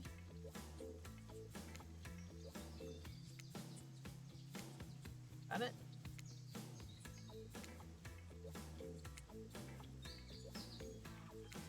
Got it. Did it. The hardcore minigamer. Found my lost shiny object. I'm so grateful. I could kiss you right now, but I won't because I'm pretty sure Trapper didn't actually leave. Still over in that shadow watching us. Later, Trapper, you thieving little perv. Hey, that's not fair. I'm huge. Come on, Thrifty. Let's hurry to the next place. A pen? Found Huntress's shiny thing, and well, I think it's just a regular old pen. You don't need to point it out. She's happy, and it isn't that all that matters. Dude, that was fun and scary. Good to see the other killers are taking their heartbreak in stride, more or less. You got a really nice tour of some of the island's lesser-known haunts. Haha, boom, still got it. Make a pretty good team, you and I. What can I say? I appreciate a fine collection. Now that yours is back in order, maybe we head back inside to appreciate it. You collect a certain other special gift I've been meaning to give you. Oh my gosh. Special gift? Is it shiny? I suppose it could be if you oil it up enough. Oh my gosh. I'm going to be ill. Gosh. It's too much. When you enter the cabin, it's dark, barely lit, deep shadows stretching from wall to wall. Somehow it manages to be a little bit terrifying, but also a little romantic, but you barely even notice. Got other things on your mind. Oh, wow. You're practically undressing each other as you walk through the door. Mine's elsewhere. Neither of you realized that the door was wide open already. You were incredible. Every time you found one of the objects, my heart beat faster and faster. Your nimble hands. Is there anything they give? Oh my gosh. Fireplace is crackling. Your heart is pounding. The smell of cinnamon is in the air. But wait. Who is that? Huntress quickly pulls her beach cover back on. My darling. An older Russian woman bearing a striking resemblance to Huntress sits, warming her hands by the fire. She turns to you and you're shocked to see that she appears to come from a completely different time in history. Wrapped in old, unfamiliar clothes that are completely out of place here at this beach retreat. Without thinking, you blurt out, "Ah, ghost." I don't know what that is. What an honor. They want an honor, I guess. What an honor. It's you. I can't believe this. You're the Mama Huntress. I've been dying to meet you. Well, nearly. Can I help you with anything? Glass of vodka? A hatchet for revenge on the elk who slayed you? Oh no, my child. I'm quite content. Just happy to know my little darling is taken care of. Huntress chuckles nervously. Hi, Mama. Claudette and Dwight burst in like they're in a prank video. Bet you weren't expecting this date to include meeting her mom. What? Hey, Huntress, how do you feel about your dear old mama coming to interrupt your date? Huntress throws a hatchet directly at the two survivors. It skewers the wall in between them. Without another word, they quickly scurry away. Good girl. Huntress turns to you. Hope this is alright. I'll just say, of course. Of course it's okay. I give great... Errand? Huntress breathes a sigh of relief. It's just not the mood I thought we were coming back to, but I'm here now. I'm in it. I'm ready to meet your mama. Thank goodness, because my mother is the only person, most important person in my life. We Russians invented tea. Did you know that? Mama Huntress shoves a cup in your hand, and as you drink your tea with her, the air becomes warm around you. You, Huntress, and her mother sit by the fire and exchange stories and anecdotes. Mama pulls out some old-timey pictures of a young Huntress in black and white, holding bloodied animal corpses with a chilling, dead-eyed stare. Y'all laugh and eat raw meat of some kind. It's a lovely time, almost like you're back home. You've forgotten that you're on a possibly cursed island atop what is likely some sort of... Look, that's not official lore. I just call it like I see it. Every so often, Mama Huntress clutches her stomach and her eyes stare into the middle of the distance. She mutters some sounds of reliving the moment she was skewered by an elk. Very grim. I like you. Thank you for indulging me in my tea and story. So tell me, what are your intentions with my, I'm gonna say, daughter? I guess that's what that is. That means bunny, but you guessed that already, didn't you? Or by now you've got your translator app ready. Keep her safe, to start a family together, to take it slow. Be the one that... Take it slow, I guess? It's all of our best interest to take it slow. Move to the city, maybe get a job with good insurance. What's this insurance you speak of? Is it like salted pork? Not even as useful as salted pork. This game just became a commentary on the American healthcare system. Booyah. My time on this plane is coming to an end. The weird magic from that ghost girl's black lighthouse won't keep me here for long. I don't want to get into the logic of this, but yeah, the black lighthouse can bring ghosts back to life. If you're still here, you're willing to believe anything. The spirit who brought you back, I'll have to thank her. Huntress's mama begins to fade. Huntress cries. You can picture her at 6 years old, lying over her mother's dead body. I'm keeping my good eye on you. If you break her heart, I will send Baba Yaga after you. You try to chuckle good-naturedly, but you should really be afraid. Baba Yaga is no joke. We play shuffleboard every Thursday, and she's absolutely ferocious on the court. Bye. Safe journey home to the realm of the spirits. Mama Huntress fades away, leaving you and Huntress alone again. Not a second later, Claudette and Dwight storm back in, never alone for too long on this island. Time for a dramatic scene between the lovers. Shall we adjourn to the forest clearing for ambiance? Oh my gosh. You and Huntress stand holding hands in the forest clearing. Dwight and Claudette watch your interactions closely. Too closely. Hey, I've really loved hanging out with you. I think it's time. Time for, oh my, okay, I'm ready for this. Time for you to call me by my real name, like my mother does. Will you call me Anna? Oh, that. Yes, of course. I think Anna is a beautiful name. You're a beautiful person, Anna. Drifty, do you know what I'd like to do right now with you beneath the moonlight? I'm feeling closer to you than I ever have before, and there's nothing I'd rather do right now. I mean, I guess it's gonna kill somebody. Like, it's not gonna be what people are making it seem like. She averts her eyes. Does she mean what you think she means? Nope, she's looking right at Dwight and Claudette. Yeah, I knew it. Chop up these two fools with you.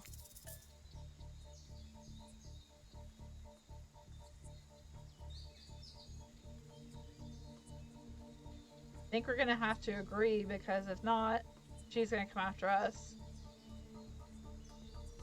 Ugh. See, this is like in The Walking Dead, where you don't get a good choice.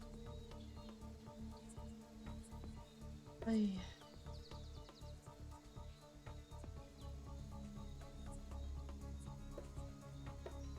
Sure. What? No way. I guess.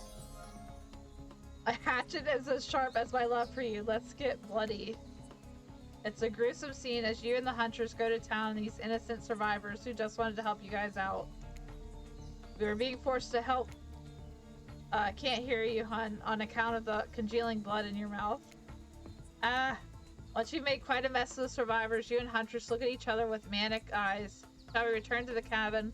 Love to get you out of that beach wear and into something a little less there. Thought you'd never ask. Oh my gosh. Once inside the cabin, Huntress trips off her caftan, revealing every curve of her muscled bod. You followed her lead, disrobing for the first time since waking up here on the island. Yeah, you've been sleeping in your clothes, no judgment. It's a strange new place. You kiss, and if you're wondering, it looks like she's gonna keep the bunny mask on for this sexy time. This is the part where I skedaddle. Capitation sure, tiger maulings love it. Dudes crushing other dudes and car crushers. Gotta have it, but hanky-panky, that I can't handle. I'll leave you kids to do it.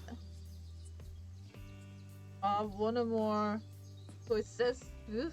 I don't even know what that means. But just because Huntress speaks Russian doesn't mean I do. I speak Canadian French. It's a thing. Look it up. Am I nervously running my mouth now just to give you two time alone in the dark? Maybe. Stop me if you've heard this one. A hillbilly, a doctor, and a clown walk into a bar. Fine, we'll get back to it. Post doing it. You and Huntress lie together in the warmth of the fire. Everything is so perfect. You imagine Mama Huntress smiling down at you from beyond. Then you realize that's pretty gross to imagine her having just watched all that, and you try to stop thinking about it. That was incredible.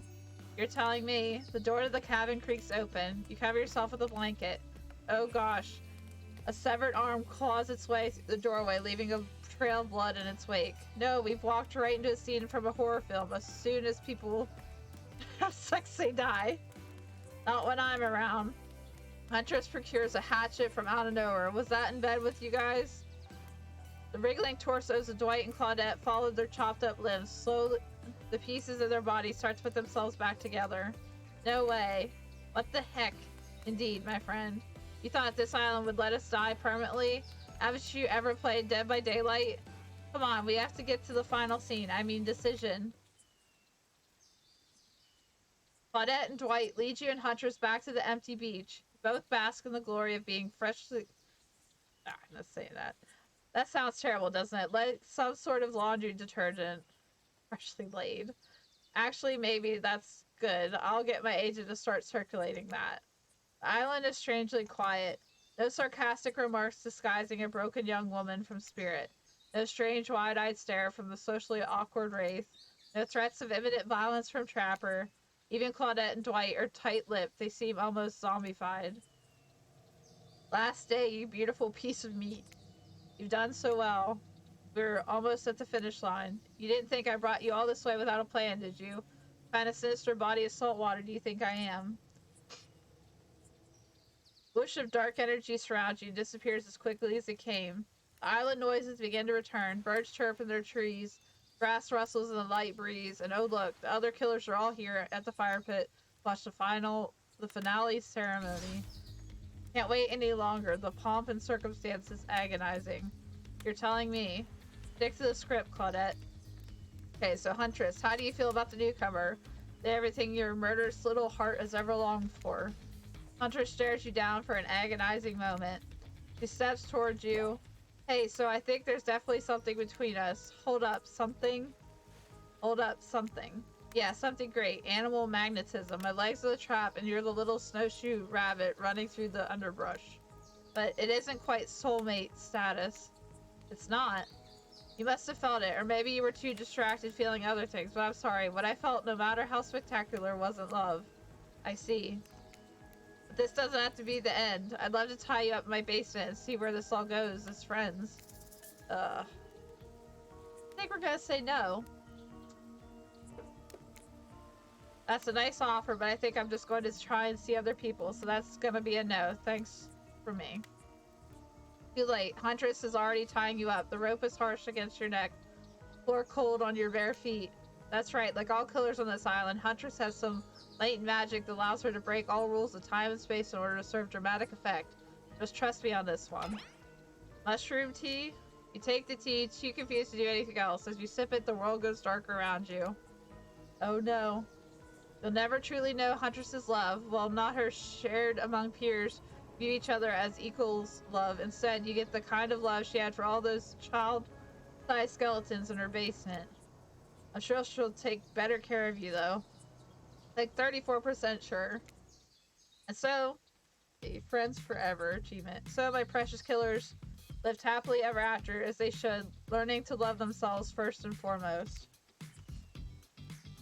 Whilst trapped in a never-ending cycle of torture of my design. Wait, did I spoil my true identity? You made it this far. You should probably know that. That you'll have to play again to find out more. Goodbye, Thrifty. See you again later, and again, and again, and again. Forever. The end. Got the achievement, 1 down. Alright, chat. Well, that was definitely something. Oy. That was interesting, to say the least. The minigame was definitely repetitive. story was okay. I don't really get the whole having the narrative and the ocean. Kinda odd. Go through this and then I'm gonna end the stream chat because that game lasted way longer than I thought it would. I don't remember how long the Colonel Sanders one was when we played it, but yeah, I didn't mind it. If I play it again, it probably wouldn't be on the stream.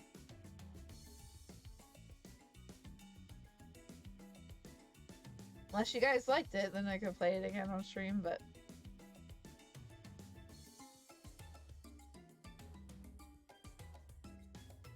a lot more people had to work on this than I would have thought.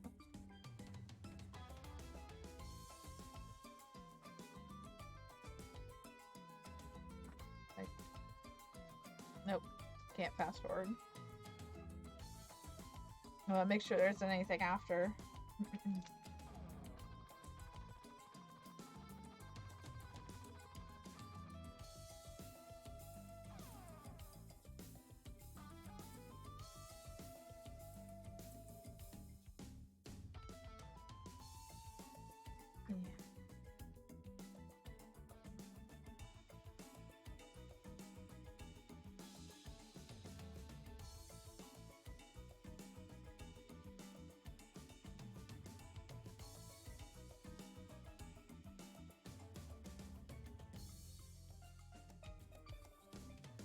I don't really know if there's like a perfect ending or anything in this either, so there might be. Oh. Cybersecurity.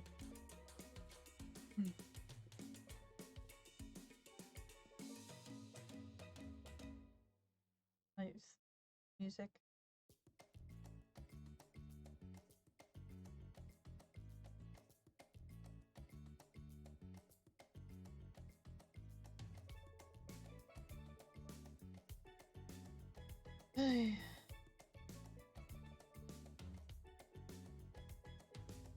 Lots of these bonds. But was there's all kinds of stuff. Thank you for playing.